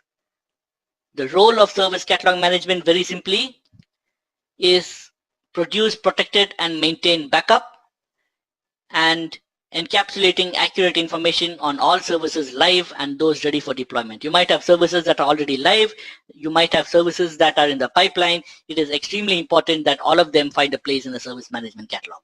We now need to understand what a service level management is. What is the role of service level management? It is to define, document, agree, monitor, measure, report, and review the level of IT services within your business, to improve the relationship and communication with businesses and partners, to ensure specific and measurable targets are developed for all IT services, monitor and improve customer satisfaction, and provide cost-effective proactive measures to improve service level even though targets are achieved. Very simply put, service level management has to ensure that you have accurately documented and you continue to monitor the IT service initiatives that you have taken up, whether it is creating new services, retiring old services, or updating existing services. You might have partners or vendors that you use, that you leverage from in order to ensure that your service reaches your customer, and you need to ensure that there is a good working relationship and a relationship based on communication and interactivity between your business, your partners, and probably your vendors as well. You need to monitor and improve customer satisfaction. This point keeps coming back over and over again because it is extremely important from an ITIL standpoint to keep listening to your customer, take feedback, and incorporate feedback into your future initiatives of business. Let's now try and understand the service level management process, or as it is referred to by ITIL, the SLM. We first need to understand the definition of an SLA, or a service level agreement. So what is an SLA? It is an agreement between an IT service provider and the external customer. Pretty simple. You are the IT service provider, you have the customer, and an SLA is simply an agreement between the two of you. A service level agreement describes the IT service, documents service level targets, and specifies the responsibilities of the IT service provider and the customer. The customer perceives a certain value of your business, is willing to pay X dollars for that particular service. Now it is your duty as the business that is providing the services to ensure that there is an agreement between your business and the customer in terms of the service that you're going to provide to the customer, the interruptions that the customers should and should not expect, and your responsibilities as a service provider to your customer. There are different types of SLAs. There are customer-based SLAs, service-based SLAs, and multi-level based SLAs. All IT services that are delivered to a particular customer as agreed falls under the customer-based SLA. You might be providing an IT service to the customer, and you are providing it abiding by the rules that you and your customer have agreed to. This is the customer-based SLA. There's a service-based SLA which relates to a specific service delivered to a customer. You might be providing one particular service to the customer, and you may or may not have invoked the services of a vendor, but if it is a service, a long-term service, and not something tangible that the customer can take away immediately, it becomes a service-based SLA. Suppose you have multiple customers or a large organization which is your customer, and there are multiple touch points within the organization. The multi-level based SLA comes into play, which is essentially a single agreement which covers a single corporate, a service, or multiple customers. It is also important in the context of SLAs to understand what an OLA means. An OLA is nothing but an operational level agreement, which is an agreement between an IT service provider and another part of the same organization. For example, the IT service provider and the procurement department might have an OLA to decide agreed timelines of hardware rollout. This simply means that within an organization, a particular department might have set SLAs for the rest of the organization. The IT department or the procurement department within your organization, within your business, might also have an SLA with the rest of the business to ensure that hardware components are delivered and refreshed in time. The final part of service level agreement is something called underpinning contract, or UC. This is essentially a contract between an IT service provider and a third party. The third party provides goods or services that support the delivery of an IT service to a customer. Going back to what we have learned, one of the fundamental things that we learned, there is the all-important customer, and then you provide services to the customer, and you might have the need to invoke a service partner or a vendor. The agreement between you as a service provider and a third party is a UC. The contract between a third party vendor and you as a business is a UC. It is also important to understand from a service level management process the various activities that go into SLM. There are a bunch of activities that need to be followed diligently, and ITIL prescribes these activities as first designing SLA frameworks, identifying SLRs, that stands for service level requirements. The next step is to agree and document service level agreements, after which you need to negotiate and document OLAs and UCs if any. The next step is to monitor service performance against SLA. This is an extremely important part where once you have created SLAs and you have prescribed OLAs or UCs, it is extremely important to keep monitoring and ensure that they operate in sync. Service performance, the real service performance as against prescribed SLAs should always be in sync. They should always have should always be in sync. Of course, as a business, you need to measure and continually improve customer satisfaction guidelines. Of course, as a business, you need to measure and continually improve customer satisfaction. You need to procure service reports, and service reports are documents that will help you ensure that what you have promised in your SLAs is exactly what you're offering to the customer. You need to review and revise SLAs, OLAs, and UCs regularly, since customer expectations change, customers' perception of value might change depending on competition that pops up. So it is extremely important to keep revising SLAs and of course to develop new contracts and relationships as business grows. The next important aspect here is availability management. ITIL availability management aims to define, analyze, plan, measure, and improve all aspects of availability of IT services. Availability management is responsible for ensuring that all IT infrastructure, processes, tools, roles are appropriate for the agreed availability targets. The core objective of availability management is to maintain an up-to-date availability plan.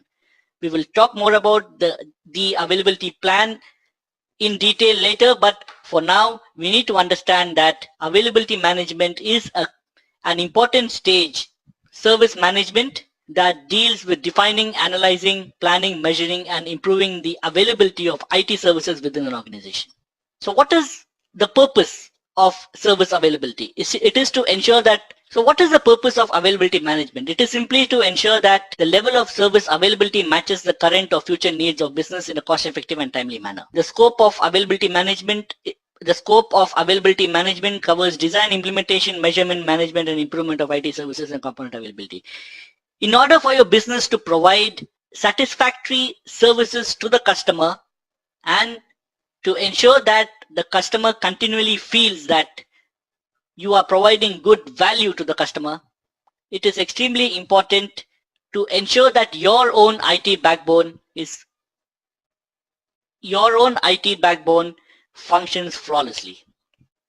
The idea of availability management, according to ITIL, is to ensure that the right IT infrastructure, the right IT backbone that matches current or future needs of your own business is procured in a cost-effective and timely manner. There are 4 aspects of availability management: availability, reliability, maintainability, and serviceability. Pretty simple explanations here, pretty easy to pick up. Availability is the ability of an item to perform when required. Reliability is ability of the same item to perform for an extended period of time. Maintainability is availability of an item to bounce back to normalcy after a failure. And serviceability is the ability of the item to be serviced by a third party with agreed timelines and scope of service. The concepts of availability is based on a few principles like high availability, continuous availability, continuous operation, and fault tolerance. Let's now understand this concept one by one. Designing of availability. Availability identifies ITIL defines high availability as an approach or design that minimizes or hides the effect of configuration item failure from users of an IT service. Continuous operation, on the other hand, is an approach or design to eliminate planned downtime of an IT service. Continuous availability is an approach to design and achieve 100% availability, and fault tolerance is the ability of an IT service or any other configuration item to continue to operate correctly after failure of a component part. ITIL understands the fact that things are bound to break. IT backbones will get injured, but availability takes care of these lapses through high availability, continuous operation, continuous availability, and fault tolerance. 4 ideologies that are pretty simple to understand. High availability is when a design minimizes a particular fault or an expected fault. Continuous operation is to ensure that no breakdown of IT affects business. Business should go on as usual. Continuous availability talks about consistency of IT services. And fault tolerance is the ability of an IT services to bounce back if at all a fault or interruption occurs. The next important aspect is IT security management. IT security management from an ITIL standpoint aims to ensure the confidentiality, integrity, authenticity, and availability of an organization's information, data, and IT services. It is extremely important to understand the fine distinction between these terms: confidentiality, integrity, authenticity. We also need to remember that here we are not talking about tangible services or tangible products. We are talking about data, critical data that is intrinsic to your business. The data that helps in creating services that ultimately reaches your customers. Every organization, big and small, will obviously have a large amount of data that has been procured from interactions with customers, information about specific products and service offerings, data around planned initiatives for better customer satisfaction, and a lot of other data. IT security management is modeled to ensure that all of this data is safe. Coming back to confidentiality, integrity, and authenticity. Confidentiality simply means that data should be accessed only by authorized personnel. Integrity says that a security rule must be put in place which ensures that data and configuration items are modified only by authorized personnel. More importantly, integrity deals with having accurate answers to possible causes of modification such as hardware failure, environmental causes, human error, among others. Availability is the percentage that determines the reliability, maintainability, serviceability, and performance of IT as measured against promised service levels and actual downtime. Confidentiality ensures that all of your data should be secure and the right data is accessed by the right people, and in other words, data should be accessed only by authorized personnel. If it is accessed by personnel who are not authorized to view that particular data, it is obviously a security breach. Integrity, on the other hand, deals with having accurate answers to possible causes of modification. If a particular piece of data has to be modified, updated, changed, or deleted, it needs the approval of authorized personnel. Data integrity is a buzzword which is extremely popular in the context of security management. Integrity of data is extremely important for future business growth as well. Every piece of data needs to be accessed only by the right people, and if modification of this data needs to be made, the right approvals have to be in place. Data obviously needs to be authentic. Data obviously needs to be authentic because data is the truth. There is no two versions of the truth. Data is the truth, and it is the truth on which businesses are built and future plans are made. Hence, authenticity of data cannot be compromised.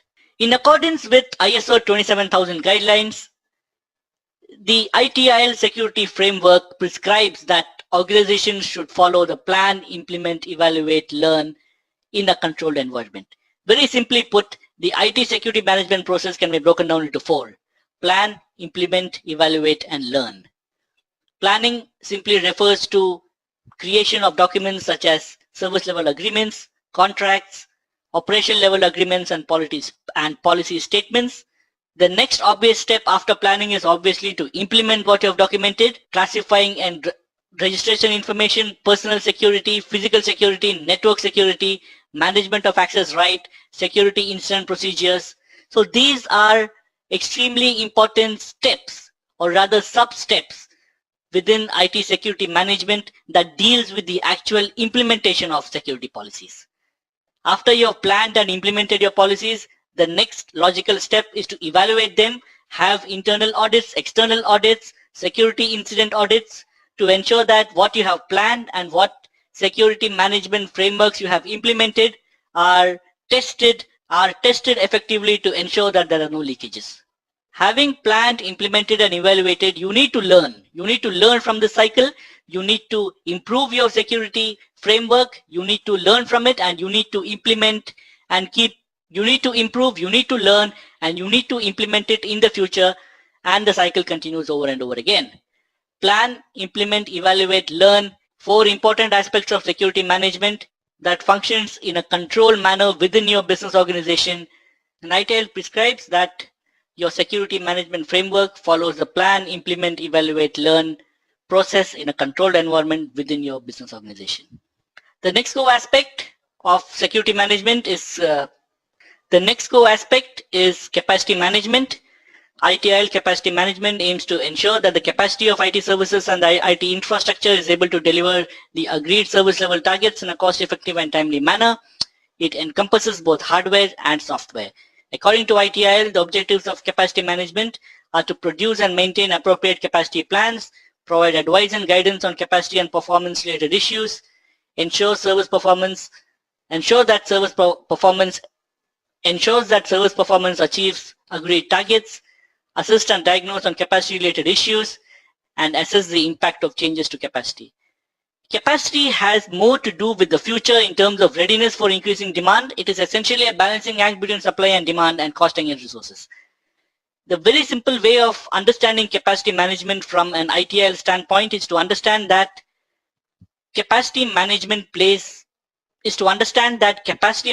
essentially is the balancing act between supply and demand. Your IT services, your IT department provides the right resources to help you create services for your customers. Customers, on the other hand, demand for services. It is the job of capacity management to ensure that there is enough. It is the job of capacity management to ensure that the customer does not feel that your business does not suffer because of lack of quantity of services that you provide to your customer.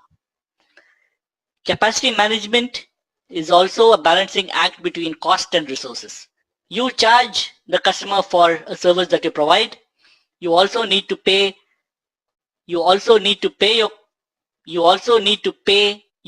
incur a cost in creating those services. Capacity management ensures that you make enough money from the customer and you efficiently spend on creating the services in the first place. Of course, you are not running a business for charity. You need to make money. At the same time, you cannot afford to dilute the perception of value in the eyes of the all-important customer. Capacity management, according to ITIL, the objectives are to produce and maintain appropriate and up-to-date capacity plans, ensure service performance achievements meet agreed targets, and assess the impact of all charges and assess the impact of changes from capacity. There are 3 sub-processes within capacity management. These are business capacity management, service capacity management, and component capacity management. A simple understanding of these 3 terms, a very simple way of understanding these 3 terms is to understand that business capacity management has to do with foreseeing future business requirements of IT services and infrastructure. Service capacity management is to ensure business as usual for existing IT services and infrastructure, and component capacity management is to manage and control performance of individual IT components. Based on customer feedback, your business obviously has to plan for future business, and creating new services requires support from your existing IT infrastructure. The plan for future requirements of IT services and IT infrastructure falls under business capacity management, while ensuring that the engine keeps running is a duty of service capacity management, while component level capacity management and ensuring that the performance and utilization of individual components is optimum is the duty of component capacity management. Let's now move over to the next core aspect, which is IT continuity management. IT continuity management fundamentally aims to manage risk that could seriously impact IT services. Continuity management ensures that the IT service provider can always provide minimum agreed service levels by reducing the risk from disaster events to an acceptable level and planning for the recovery of IT services. This encompasses everything from natural calamities to terrorist attacks. The objectives here are to maintain a set of continuity and recovery plans, ensure that after a calamity, services can be restored within the agreed timelines, ensure that there's a continuity plan in place to meet or exceed business targets, and negotiate and agree service contracts with suppliers. Continuity management is simply, as the word suggests, a mechanism by which the business rolls along as usual. For this to happen, rolls along as usual. Of course, I established before, every business operates on the truth that faults will happen, risk can be expected at any time, and continuous business might suffer due to external or internal factors. The role of IT continuity management, that there is a recovery plan in place. If and when IT and service facilities falter, the IT continuity management can be invoked in order to get things back to normal.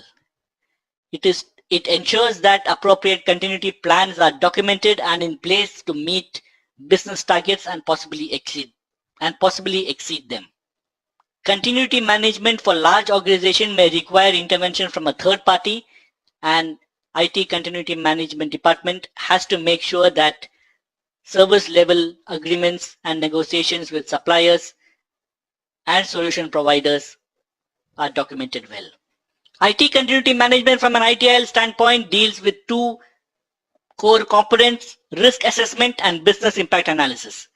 Risk assessment deals with initial steps of risk management, analyzing the value of assets to business, identifying threats to these assets, and evaluating how vulnerable each asset is to those threats.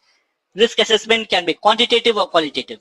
Business impact analysis, on the other hand, is the activity in business continuity management that identifies vital business functions and their dependencies. These dependencies may include suppliers, people, other business processes, IT services, etc. These requirements include recovery time objectives, recovery point objectives, and minimum service level targets for each IT service. Essentially, what ITIL has done here is to give a slightly technical framework to IT continuity management and dividing it into risk assessment and business impact analysis. Obviously, by now we know that every business has a certain risk associated with it. It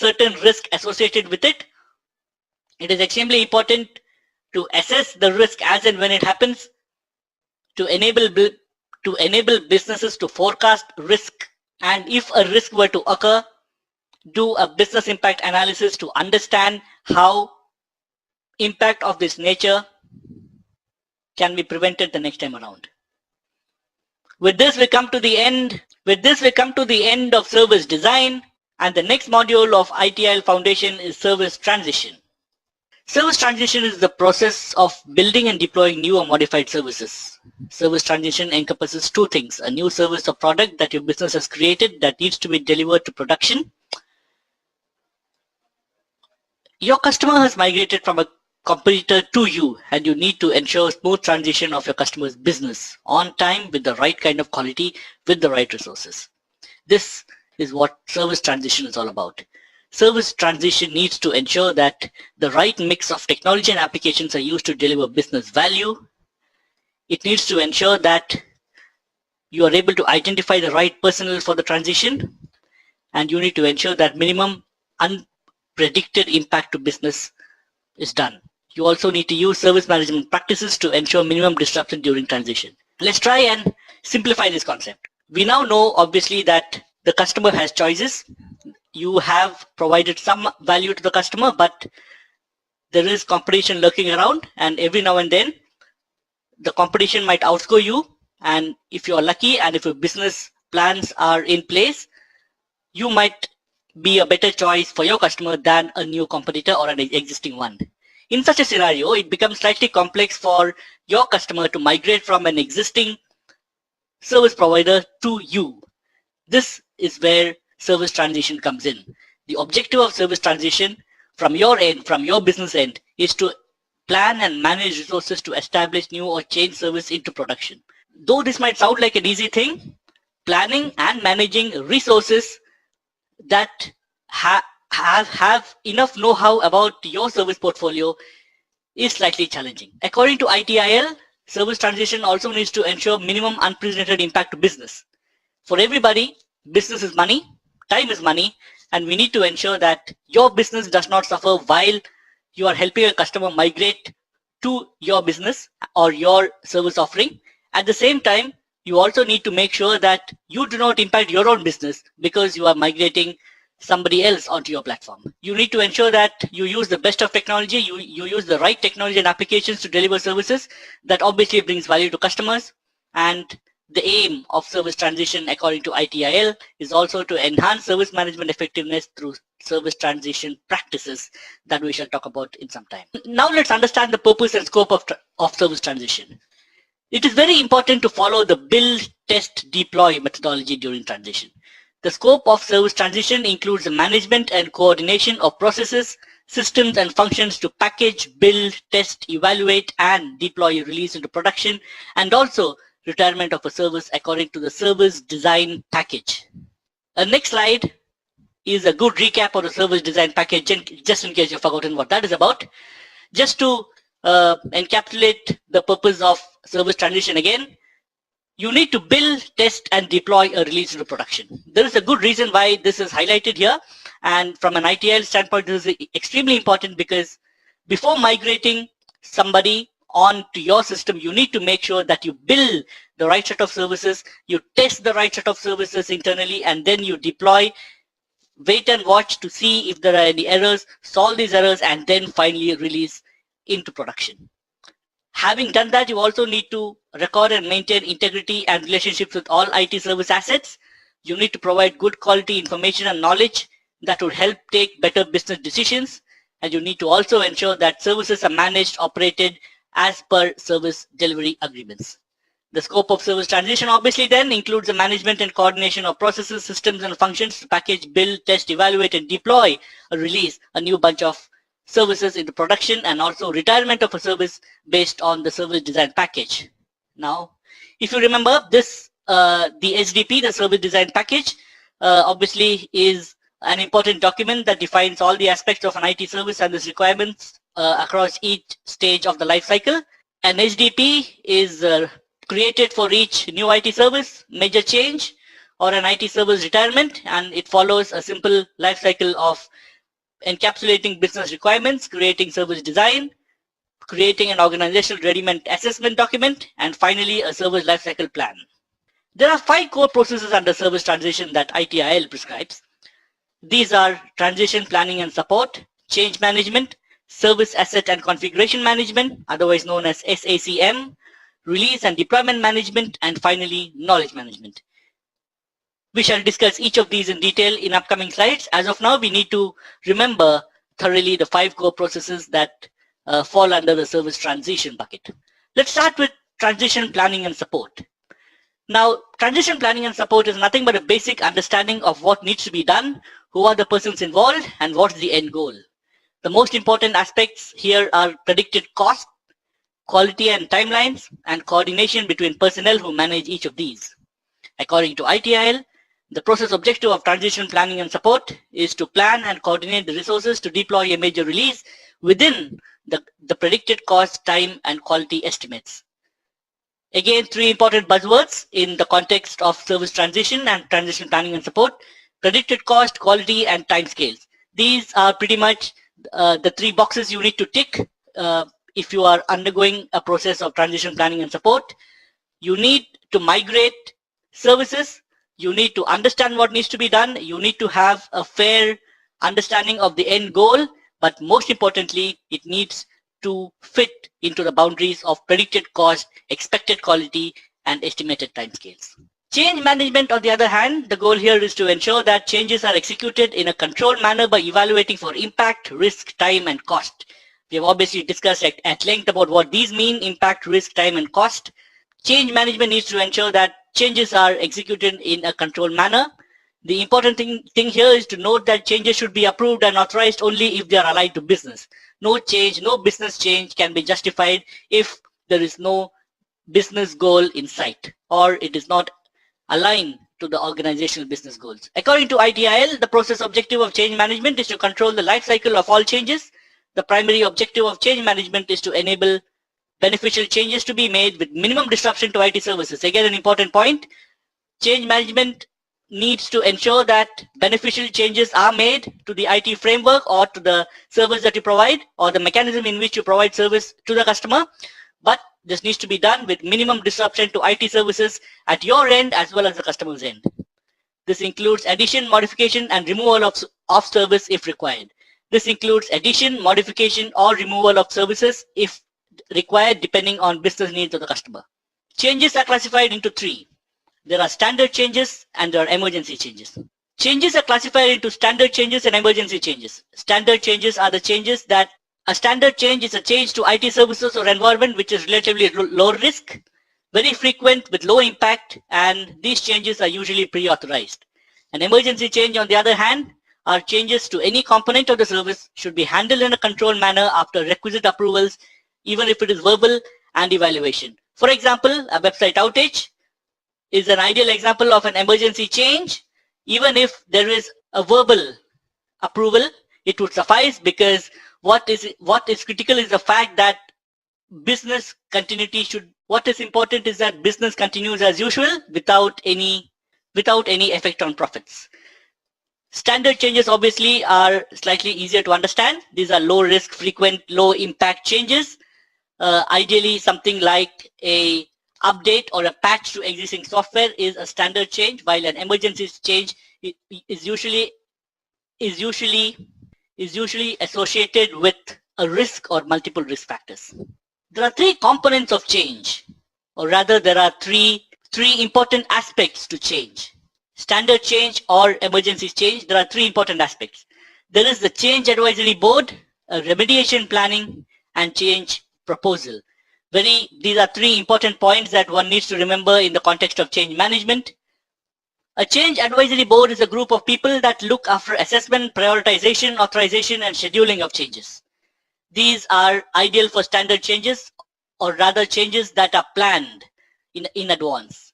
A group of people that look after the prioritization, authorization, and scheduling of changes to ensure that either the changes are deployed department by department or set by set, or all in one go to ensure minimal business disruption. Remediation planning, again, is a plan of action that defines a way to get back to the existing state in case the change is unsuccessful. Obviously, changes come with their own risk factors. A change may not always be successful in the first go. Remediation planning ensures that things bounce back to normal as soon as possible after a change is carried out and is unfortunately unsuccessful. Change proposal, on the other hand, is the process of assessing the risk, impact, and feasibility of a change. Change proposal is sometimes the first step towards change in any organization, especially smaller organizations. You first do an analysis of the risk, you assess the risk, you have a vague idea of the impact it's going to create and the feasibility of the particular change. And then usually you create a change advisory board, and then in case things go wrong, you always have remediation planning. So these are the three important aspects of change management according to ITIL. Let's now move on to service asset and configuration management, otherwise known as SACM. The role here is to manage the integrity of IT services, ensure that assets under the control of IT are identified, controlled, and cared for. According to ITIL, the process objective of SACM is to ensure that deployed releases and the resulting services meet customer expectations and to verify that IT operations is able to support the new service. Again, going back to our favorite scenario, you have a bunch of services that you have sold to the customer sees value in your services and hence has chosen you over competition, and in case the customer has migrated from competition recently to your own business, you obviously have successfully service transition your business as well. Now, the role of service asset and configuration management is to manage the integrity of the services that you provide. The role of SACM is also to ensure that assets under the control of IT are identified, controlled, and cared for. You need to watch your own IT with a hawk's eye. You need to ensure that every component of your IT is identified, it is controlled by the right personnel, and cared for. Cared for meaning it has to be taken care of, and if there's a warranty of any component that is likely to end, you need to ensure that the warranties are extended if need be. So again, just to recap, the process objective, the process objective of SACM is to ensure that deployed releases and the resulting services meet customer expectations and to verify that IT operations is able to support the new service. Just in case you release new patches or deploy new releases to your customer as part of your service package, you need to ensure that the releases and the resulting services meet customer expectations. And obviously from your end, you also need to verify that your IT operations is able to support the new service. There is no point releasing something new to the customer if you're unable to support it, if it comes with an associated risk. So you need to make sure that the customer is able to use it seamlessly. At the same time, you should have the ability to service it if need be. Let's now try and understand the various components of SACM. The various components of SACM are service asset, configuration item, configuration record, and a service knowledge management system. From an ITIL standpoint, it is extremely important to understand in detail what each of these concepts mean. Let's start with service asset. A service asset is any resource or capability that could contribute to the delivery of a service. A service asset can be people, process, knowledge or IP, applications, infrastructure, or financial capital. Let's try and recap and understand this in very simple terms. What is an asset? An asset is something that is extremely dear to you. An asset is something that is valuable to you, and an asset is something which is used to provide value to somebody else. In this case, an asset, or rather a service asset, is an extremely valuable component of your business that is extremely critical into the services you build, which are consumed by the consumer, or rather that are consumed by your customers. Obviously, your assets could be people, your workforce, processes that you have created in the process document. It could be IP or knowledge, which means your unique selling proposition, your own core IP, something that you have created based on your understanding of what the customer needs. These could be IT applications that you have created to ensure that you are able to deliver the service. You are able to deliver the service up to customer satisfaction levels. It could be the IT infrastructure that you have set up to ensure that your business continues without interruption. And obviously, one of your service assets could obviously be the financial capital that you have used to create all of this. The next component of SACM, which is extremely integral, is something called configuration item, otherwise known as CI. CI refers to the fundamental structural unit of configuration management system. Now, examples of CIs include individual requirement documents, software, models, and plans. These are structural units of a configuration management system. Configuration management system is made up of small, minute units, but the most fundamental them of all is a configuration item. Configuration items include documents, software, models, and even blueprints. Configuration record. The configuration record contains the life cycle of a CI. The life cycle of every configuration item is recorded in a configuration record. And the SKMS, or the Service Knowledge Management System, is simply a combination of tools and databases that are used to manage information and knowledge about services. In other words, a repository of tools and data that are used to manage information and knowledge about services that you have already rolled out or plan to roll out in the near future. In the context of service asset and configuration management, it is extremely important to understand the role of the DML and the DS. DML stands for Definitive Media Library, a secure physical library where authorized versions of all configuration items are stored. DS, on the other hand, stands for definitive spares, another physical library where hardware specs are closely stored. Now, examples of data stored in DML are hardware assets like CDs with licenses and copies of registered software installed for business, and examples of data stored in the DS would be hardware spares, keyboard, mouse, server components, etc. A very simple way of understanding the difference between a DML and a DS. DML is where you store software. More or less, most of what is stored inside a DML are software licenses, where only authorized versions of configuration items are stored. DS is more of a physical locker, where hard copies with CDs, registered software installed for business, even hardware spares of your IT infrastructure, everything from monitors, keyboards, mice, Ethernet cables, and everything else. DML and DS. DML is where all the software is stored.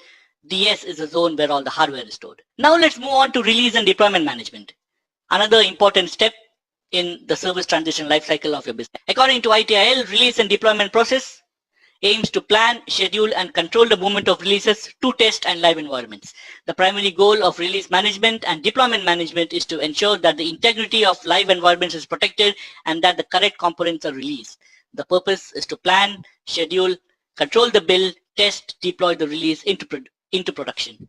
A very critical process which deals with the actual deployment of a release effectively and efficiently, without ensuring that the customer does not need a long learning cycle, which might affect the customer's business. And also from your business, it has to make sure that the release is seamless and does not put too much burden on your own IT. Let's now understand the concepts of release and deployment. We need to understand what a release policy is. A release policy is simply a document containing unique identification, numbering, and naming conventions for different types of releases.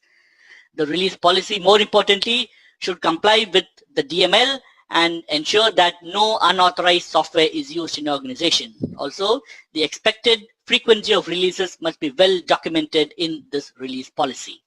Release policy, in other words, is nothing but a repository, a physical repository of documents that deal with roles and responsibilities of the release manager. It should contain unique identification, numbering, and naming conventions for different types of release. It should encapsulate the requirements to use only software assets from the definitive media library, the DML, and it should also encapsulate the expected frequency for each type of release. So essentially, a concept document, an all-inclusive concept document for release and deployment management. Release, build, and test. Release management follows a simple cycle of release, build, test, rollback. This is a methodology prescribed by ITIL for release, build, and test. Release, build, test, and rollback if required. Any release must first be deployed in a test environment, after which it can be disseminated for widespread release. The phase starts with change management, authorizing to build the release, and ends in change management, authorize the release package to be checked into DML. If your business decides that what has been rolled out is unsatisfactory, it can always be rolled back. Release and deployment management, release and deployment planning is, very simply put, the official authorization stage. This is where a release is authorized, but we need to remember that even if it is authorized by release and deployment planning, it can still be rolled back at the last minute. The key takeaway from the slide should be the fact that ITIL prescribes a release, build, test, rollback mechanism and emphasizes on the role of the release policy, which is an all-encompassing document that has every information end-to-end about release and deployment plans of your organization. Deployment can happen in various ways. It can be big bang or phased.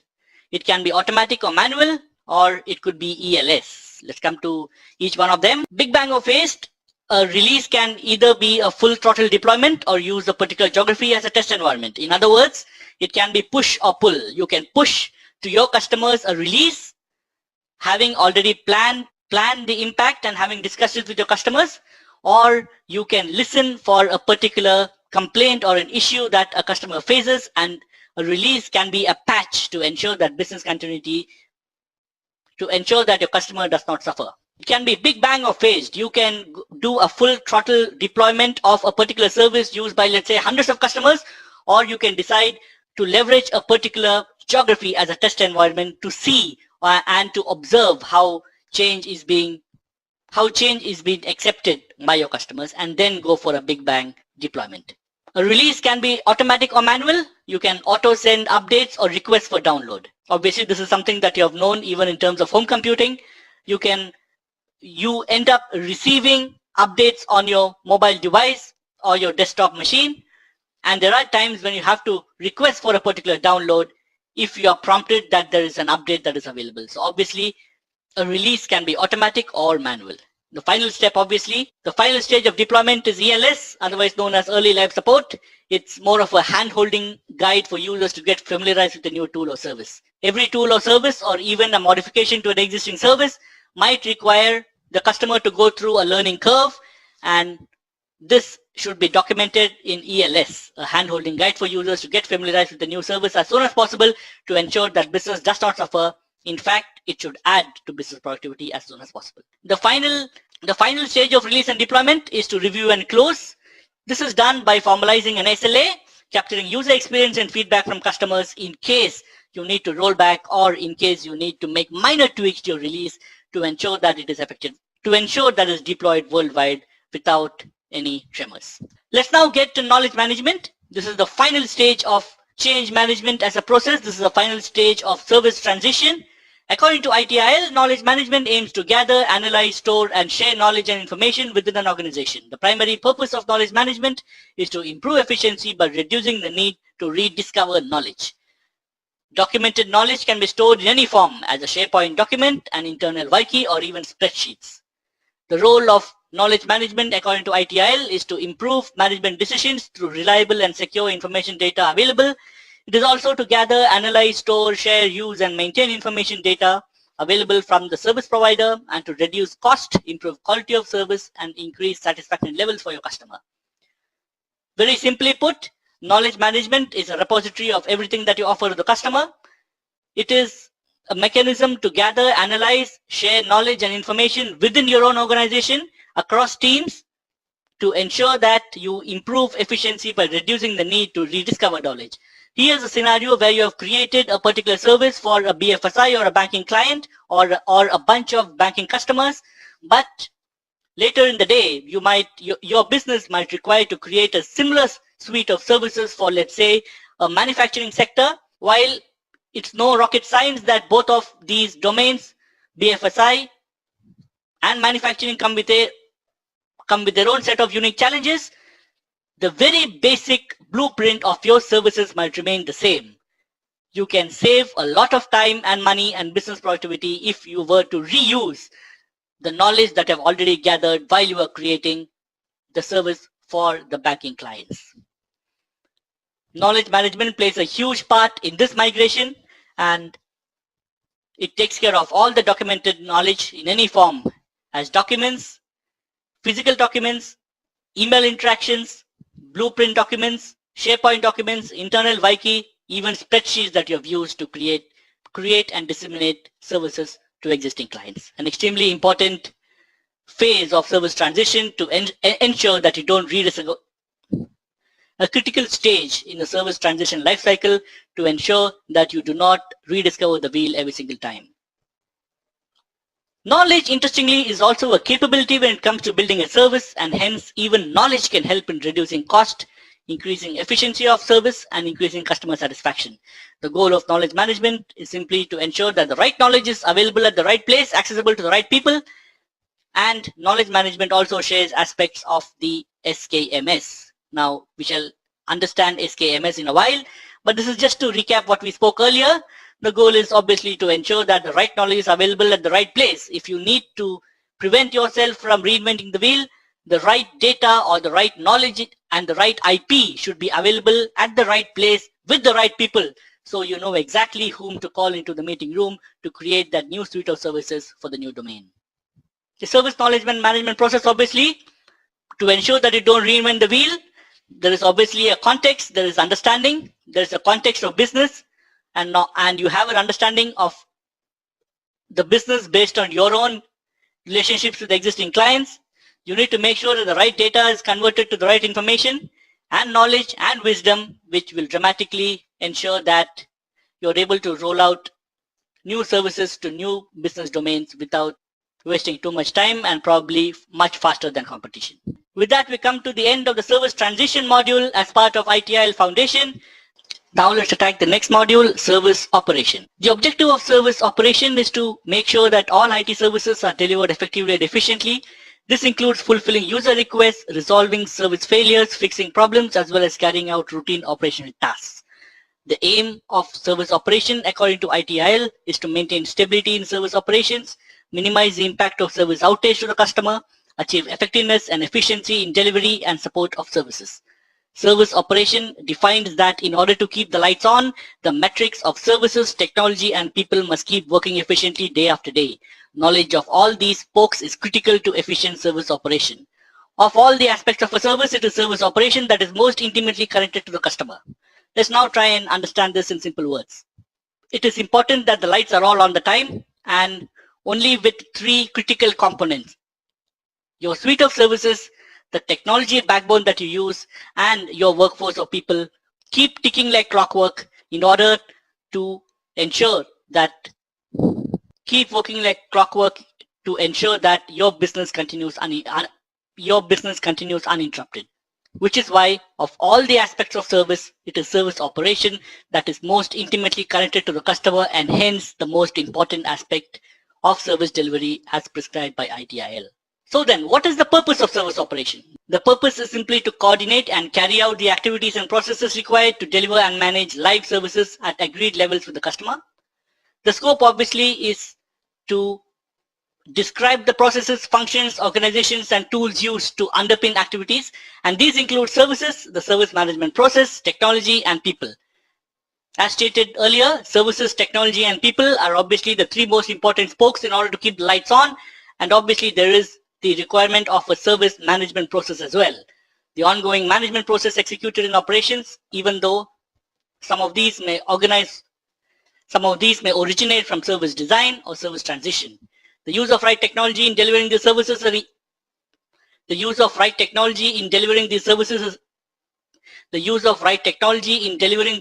is obviously an important spoke, as well as the bunch of great people who manage the above services, processes, and technology continually day in and day out. Service operation is impossible unless the metrics of services, technology, and people keep working efficiently all year long.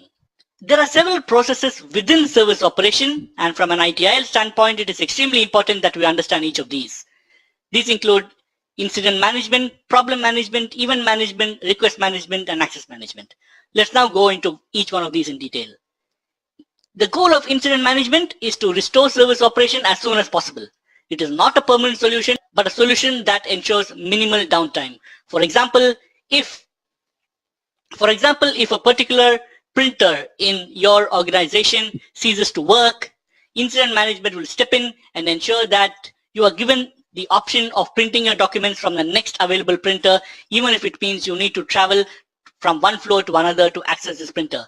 It is a stopgap arrangement, but it ensures that there is minimal downtime. An incident is a good base for root cause analysis as well. Incident management may lead to temporary reduction in quality, but no interruption to business whatsoever. Incidents again are graded using the principles of impact, urgency, and priority. Impact is a measure of an incident, urgency is how long it is likely to stay an incident, and priority is how critical the affected task is. We will talk about incidents in some time, but for now it is important to understand the role of incident management, which is essentially to provide an alternative as soon as possible to ensure minimal business disruption. Problem management, on the other hand, tells you how to minimize the impact of disruption to IT services by identifying the root cause. Unlike incident management, problem management deals with permanent solution. It is fundamentally used to identify the underlying cause of one or more incidents. The aim is to ensure permanent solutions through a change management process. There are two types of problem management: reactive and proactive. Reactive obviously is when you identify, classify, and diagnose an issue, and a proactive change management is when you undergo trend analysis and preventive action is taken to ensure minimal disruption to business. Event management, on the other hand, is where you detect events, make sense of them, take control action. It is defined as a change of state that has significance for the management of an IT service And event management is the process responsible for managing events throughout the life cycle. Events occur as a result of alerts, which is basically a notification that the threshold has been breached, and as a consequence, a failure has occurred. The moment an alert is sounded, it is evident that some failure has occurred. It is an event, and event management takes care managing an event with minimal disruption to business. Request management, according to ITIL, aims to fulfill service requests which in most cases are minor. Usually the end user uses a self-service portal or a service catalog to request for a service. The objective of request management is to source the requested components, software licenses, etc. It is essential in the context of request management to understand a service request, which is essentially a formal request from a user for something that needs to be provided. Ideal example is a reset password request or standard services to a user. Request management pretty much deals with low cost, low impact, high frequency requests that are usually made from a particular staff member. Access management, on the other hand, the role here is to simply grant authorized users the right to use a service while preventing access to non-authorized users. It should respond efficiently to granting, restricting, and revoking access rights. The role of access management is also to manage policies and actions as defined in security management. We'll come to security management in a bit. Access management is simply the process by which your organization ensures that the right data is accessed by the right people within your company, within your business. Let's now deep dive into each of these. Event management detects events, makes sense of them, takes control action. An event is defined as a change of state that has significance for the management of an IT service, and this is the process that is responsible for managing events throughout the life cycle. As mentioned before, events are results of alerts, which is essentially a documentation or a notification that a threshold has been breached, a particular threshold has been breached, and a failure has occurred. Event management provides the entry point for execution of service operation processes and activities. It provides a way of comparing actual performance and behavior against design standards and SLAs. If you remember, you have provided an SLA, a mutually agreed SLA, to your customer. In case an event happens, in the event of a failure or an alert, you need to make sure, or rather the event management has to make sure that actual performance as against SLAs, the effect is minimal. Event management is obviously then the basis for operational monitoring and control, and provides a basis for service assurance and reporting and service improvement all at the same time. If you track a trend of event management, your business can obviously fine-tune SLAs in the future, and it acts as a basis for service assurance and service improvements in the months to come, in the days to follow, and even in the creation of new services for your customers. We've already spoken about these in previous slides. This is more of a reminder, but from an ITIL standpoint, it is extremely important that you understand its definitions, principles, and basic concepts of event management. An event, as we mentioned before, is a change of state that has significance for the management of an IT service or other configuration item. Events typically require IT operations personnel to take actions and often lead to incidents being logged. Event management is simply the process responsible for managing events throughout their life cycle, and an alert is a notification that a particular threshold has been breached, something has changed, a failure has occurred. Alerts are usually created and managed by system management tools and are managed by the event management process. Extremely important definitions from an ITIL standpoint, but pretty simple now that you've understood the difference between an alert, an event, the relationship between an alert and an event, and what event management predominantly deals with. Incident management, as we touched upon before, the goal here is to restore service operation as soon as possible. It is obviously not a permanent solution, but a stopgap arrangement, but however, a solution that ensures minimal downtime. The printer example, where you are redirected to a different printer to ensure that your documents do not suffer and your business does not lose valuable time. But of course, if you see a pattern of incidents, if you see that the same printer is malfunctioning regularly, it is obviously a cause for, or rather a good base for root cause analysis. Root cause analysis obviously is the process where you try and understand and go right to the basics of what the cause of a particular problem could be, and remove it from the root and ensure that in the long term, similar incidents do not occur from the same point or from the same piece of hardware. Incidents are graded using the principles of impact, urgency, and priority. Again, three extremely important words in the context of ITIL: Impact, urgency, and priority. Impact is a measure of an incident, urgency is how long it's likely to stay an incident, and priority is how critical the affected task is. All of these are obviously closely aligned to the SLA that you have agreed with your customer. Taking a deep dive into these three definitions, an impact is often based on how service levels are likely to be affected. Impact and urgency are used to assign priority. Urgency, on the other hand, is a measure of how long it will remain an incident, problem, or change, and how it has a significant impact on business. For example, a high impact incident may have low urgency if the impact will not affect the business until the end of the financial year, and impact and urgency are used to assign priority. Priority, on the other hand, is based on impact and urgency and is used to identify the required times for action to be taken. For example, the service level agreement, the SLA, may state that priority 2 incident must be resolved within 12 hours, and based on the priority that you have prescribed in the SLA, the incident management team or the incident management department of your business has to make sure that these SLAs are not breached. Challenges in incident management. From an ITIL standpoint, there are challenges, there are common challenges that incident management brings with it.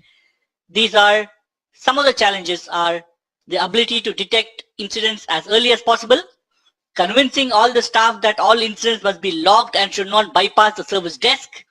Incident management also prescribes that your business needs to encourage self-help web-based capabilities for providing first-line support. Availability of information about problems and known errors should be documented. It must be integrated into the CMS, the content management system, to determine relationships between the CIs along with history of previous incidents. Incident management also requires you to provide a correct assessment of impact and priority of incidents and the invocation of escalation procedures at appropriate times as deemed necessary. Pretty simple. You need to detect incidents as soon as possible. Minimal, the earlier you detect incidents, the faster you are able to solve them and lesser interruptions to business. This can be done by encouraging your workforce to actively use self-help web-based capabilities. This ensures that your employees lose minimal time in documenting a particular incident, and by using web-based tools, you also ensure that all of these are logged and tracked efficiently. If incident management is tied to the CMS, it is obviously easy to determine a pattern. You can obviously perform root cause analysis. You can assess the impact and priority of incidents and solve them according to priority. And of course, in severe cases, you can always initiate escalation procedures to ensure that it does not stay an incident for a long time. Let's now get to problem management. Problem management basically tells you how to minimize the impact of disruption to IT services by identifying the root cause. Unlike incident management, problem management deals with permanent solutions. If you remember, incident management finds a stopgap arrangement. Problem management, on the other hand, deals with permanent solutions. It is fundamentally used to identify the underlying cause of one or more incidents. Going back to our previous example, if we find that the same printer is malfunctioning every week, there is obviously a deep-rooted cause that needs to be explored. Problem management is fundamentally used to identify the underlying cause of one or more incidents. The aim here is to ensure permanent solution through a change management process. There are two types of problem management can be done in two ways, reactive and proactive, pretty much simple to understand. Reactive problem management is where you identify, classify, and diagnose a particular incident. Proactive problem management is where you perform trend analysis and take preventive action. Reactive problem management generally is executed as part of service operation. It encompasses problem identification and recording, problem classification depending on the level of impact on your business, investigation of the problem, and diagnosis of the problem. Proactive problem management, on the other hand, is initiated in service operation but is generally driven as part of continual service improvement, CSI if you remember.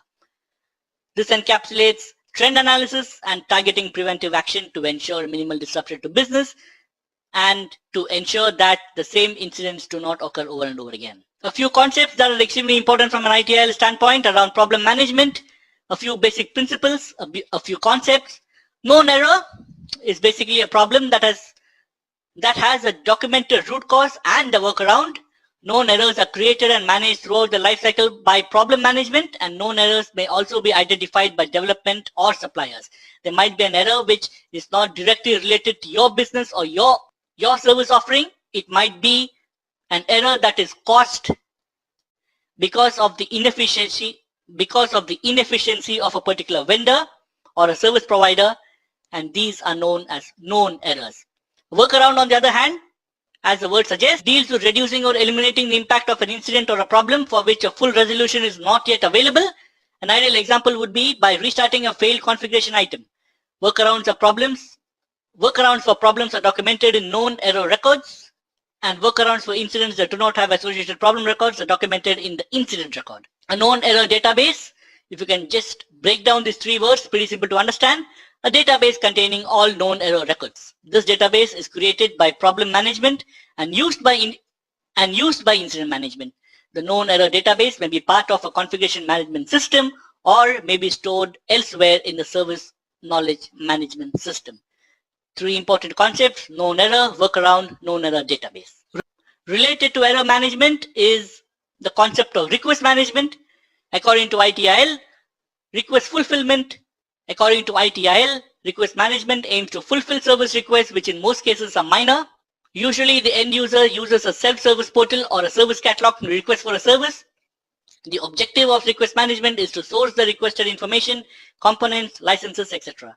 It is essential in the context of request management to understand the meaning of a service request. A service request is essentially a formal request from a user for something that needs to be provided. Ideal example would be a reset password request or standard services to a new user like a login, password, email address, etc. These are low cost, low impact, and have a high frequency of occurrence. Let's now take a deep dive into each of these. Again, like we said, a service request is a formal request from a user for something to be provided. Service requests are managed by the request fulfillment process, usually in conjunction with the service desk. Most service requests are made from service desk by the user, and hence this is a pull mechanism, and hence it operates as a pull mechanism. Service requests may be linked to a request for change as part of fulfilling a particular request. The ownership of service requests resides with the service desk, and the role of the service desk is to monitor, escalate, dispatch, and often fulfill the user request end to end. What is the scope of request fulfillment? Service requests normally follow the standard change parameters, which are low risk, low impact, and frequently occur and are pre-approved, as we figured out before in the case of the password reset example.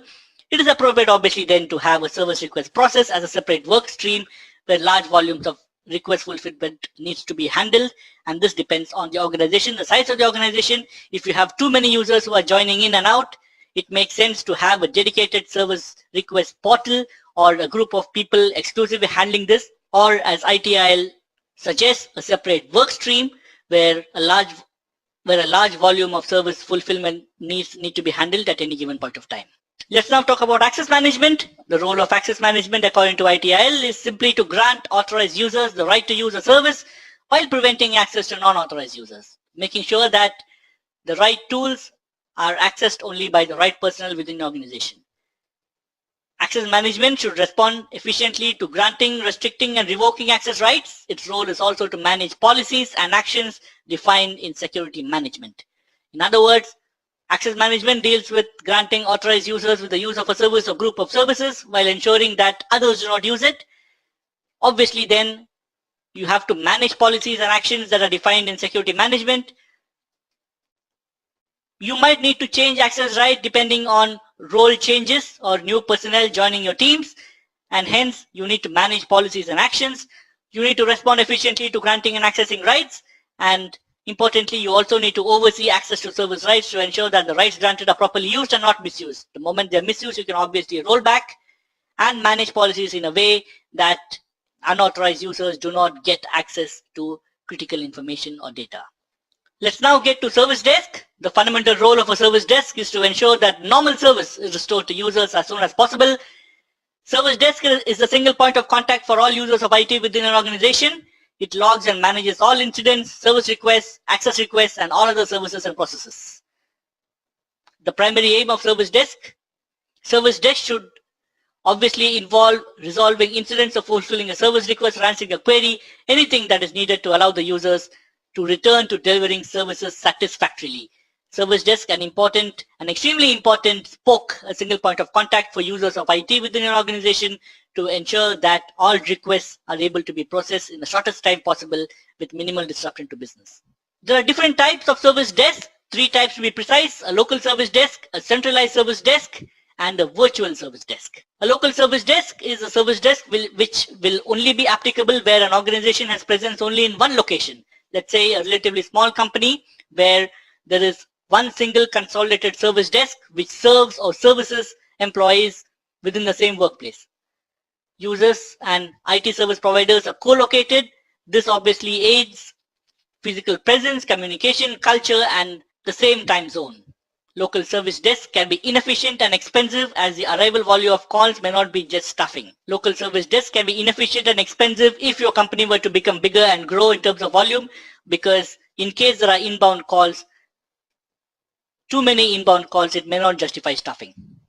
The service desk obviously has ITIL prescribes that an ideal mid-sized service desk should have separate departments for technical management, application management, operations management, third-party support, and request fulfillment.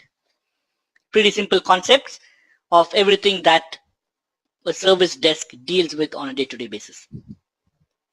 Centralized service desk, on the other hand, is a sort of service desk which will only be recommended where an organization has physical presence in different locations. But a very important point as prescribed by ITIL, the service desk, or rather a centralized service desk, is centrally located. Your organization might have presence in locations across the world, but the service desk will reside in only one of these locations.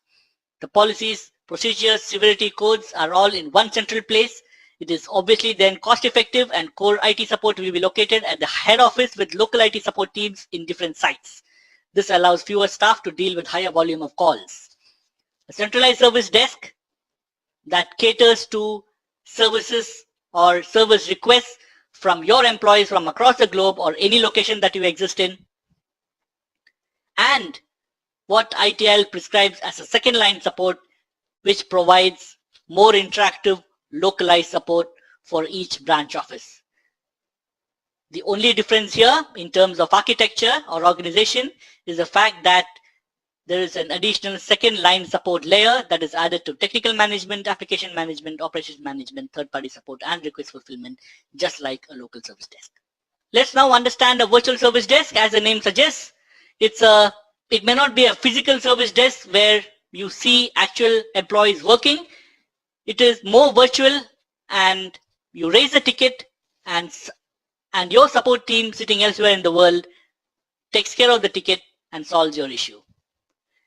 A virtual service desk, according to ITIL, is a combination of local and centralized service desk. It has the benefits of the local and centralized service desk alike. This sort of service desk is recommended for organizations with physical presence across the globe. However, this is becoming out of fashion as there is a need to have 24/7 support across all these places, and this means that the service desk staff will be required to work in 3 shifts, and this will obviously be expensive. To overcome this limitation, a new variant of the virtual service desk has evolved called Follow the Sun. As the term Follow the Sun suggests, there are virtual service desks, and depending on the time zone that you raise a service request, the service desk sitting at a conducive time zone will honor and process your request. Suppose sitting in India, you raise a service request early in the morning, it might be the San Francisco service desk that might be servicing it, or later in the day, it might be the Beijing service desk as shown in this diagram. The key takeaway from here, the virtual service desk, obviously, the virtual service desk need to provide 24x support across all regions of your business. However, since this is not possible, the Follow the Sun concept has evolved, where depending on the time of a request, a conducive service desk located anywhere in the world processes your request. Obviously, the Follow the Sun method would require employees to work only one shift, and before leaving office would hand over any pending calls to the next service desk where there is sun. However, common processes, tools, shared information, database, and robust handover procedure is essential for this to be successful.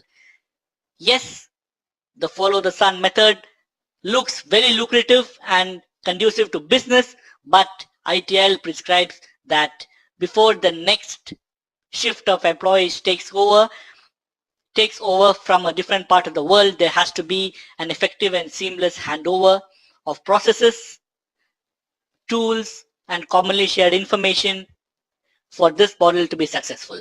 This is especially true for incidents that might require a long-term solution.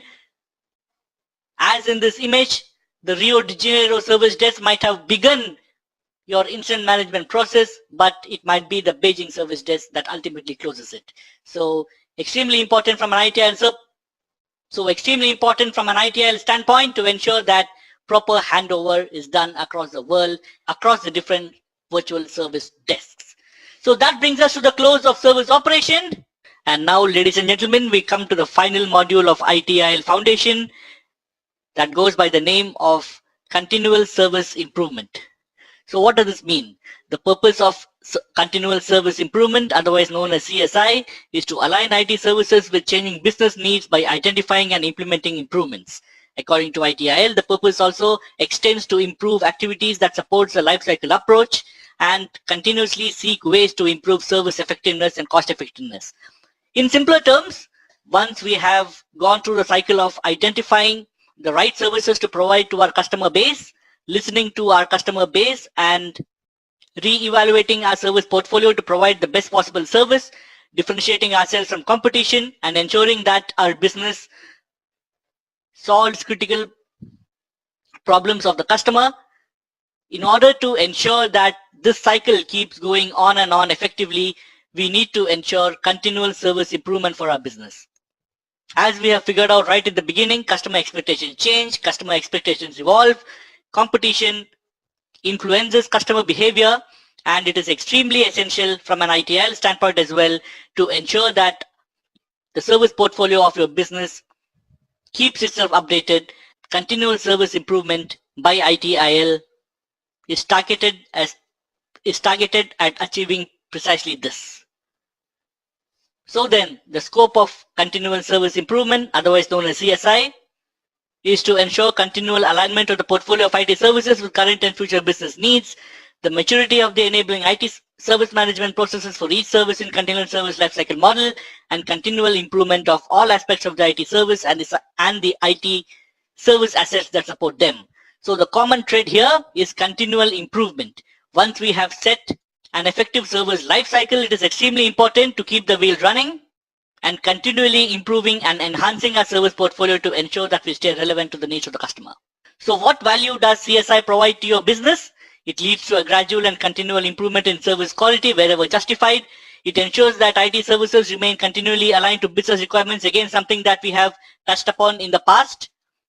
It is extremely important that whatever IT services you invest in, whatever IT services you deploy, should be in sync with your business requirements as well as have the ability to solve the business problems of your customer. CSI also touches upon helping your business make gradual improvements in cost effectiveness through a reduction of costs or capacity to handle more work at the same cost. Essentially, optimization of cost and service.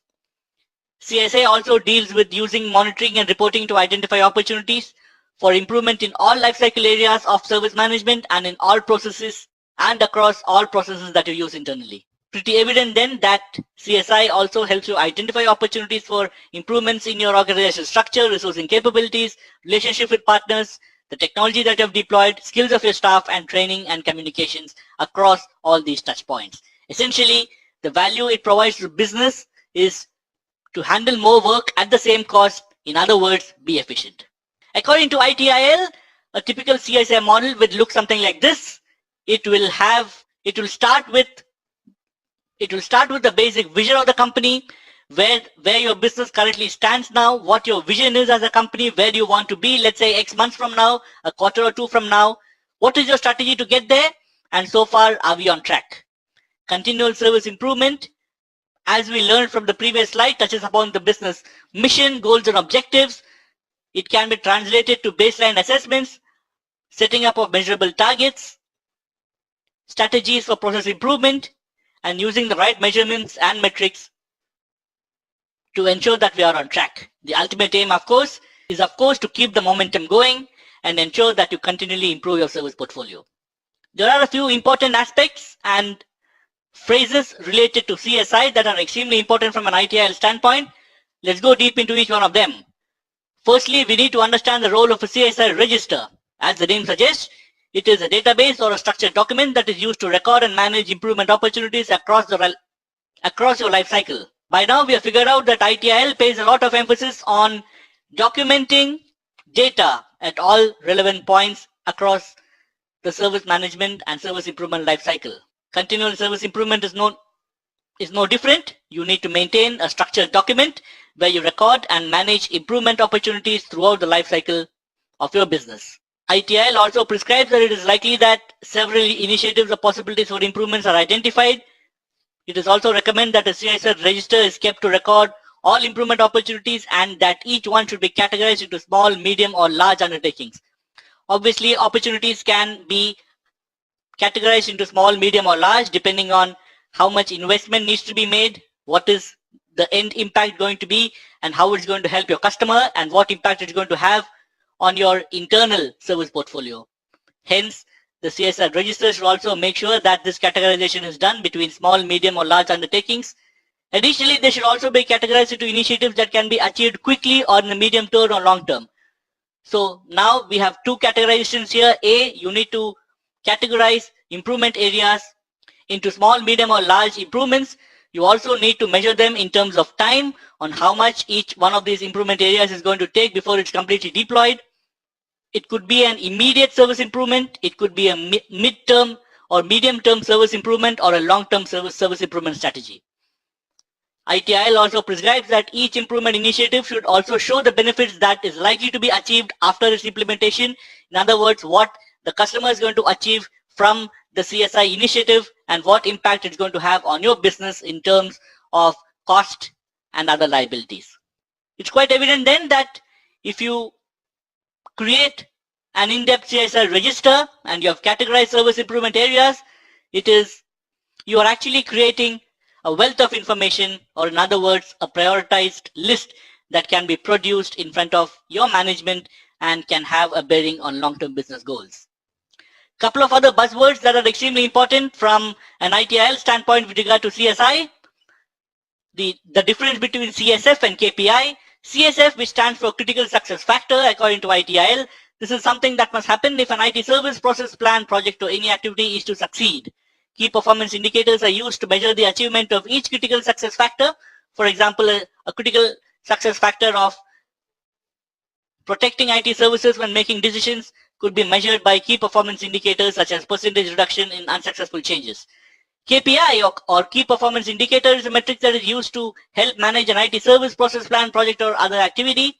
And key performance indicators are used to measure the achievement of critical success factors. They should be selected to ensure efficiency, effectiveness, and cost effectiveness of all managed services. KPIs can be qualitative and quantitative. Qualitative KPI relates to a quality or a character of something, whereas quantitative KPI relates to size or quality.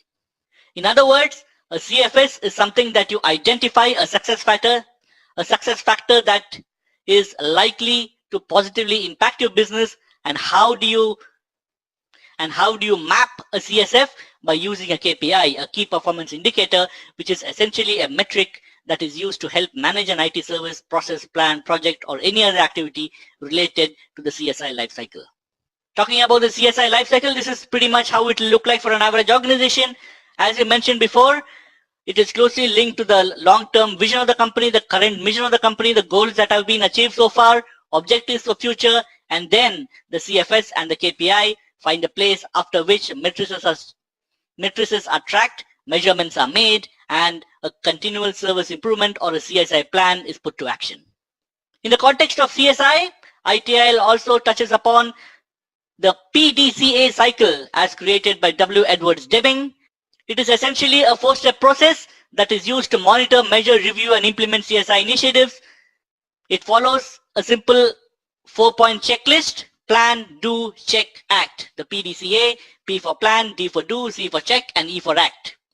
At the planning stage, you create a project plan, pretty much a blueprint for service improvement. At the actual implementation stage, the do stage, is when the real core of the project is built. You check, you audit, you test, and then new actions are implemented in the act stage. PDCA, as prescribed by W. Edwards Deming, is a very critical part of any organization's continual service improvement CSI plan. First you plan, then you create the actual project, you check the viability, and act on new actions. A simple 4-step process, the PDCA cycle, which is pretty much the mantra for any organization's CSI initiative. ITIL also prescribes a couple of more things that are extremely important for CSI. A service measurement, essentially a baseline or a snapshot that is used as a reference point. Many snapshots may be taken and recorded over time, but only some will be used as baselines. Baseline, as the name suggests, is more of a reference point for your service improvement plans.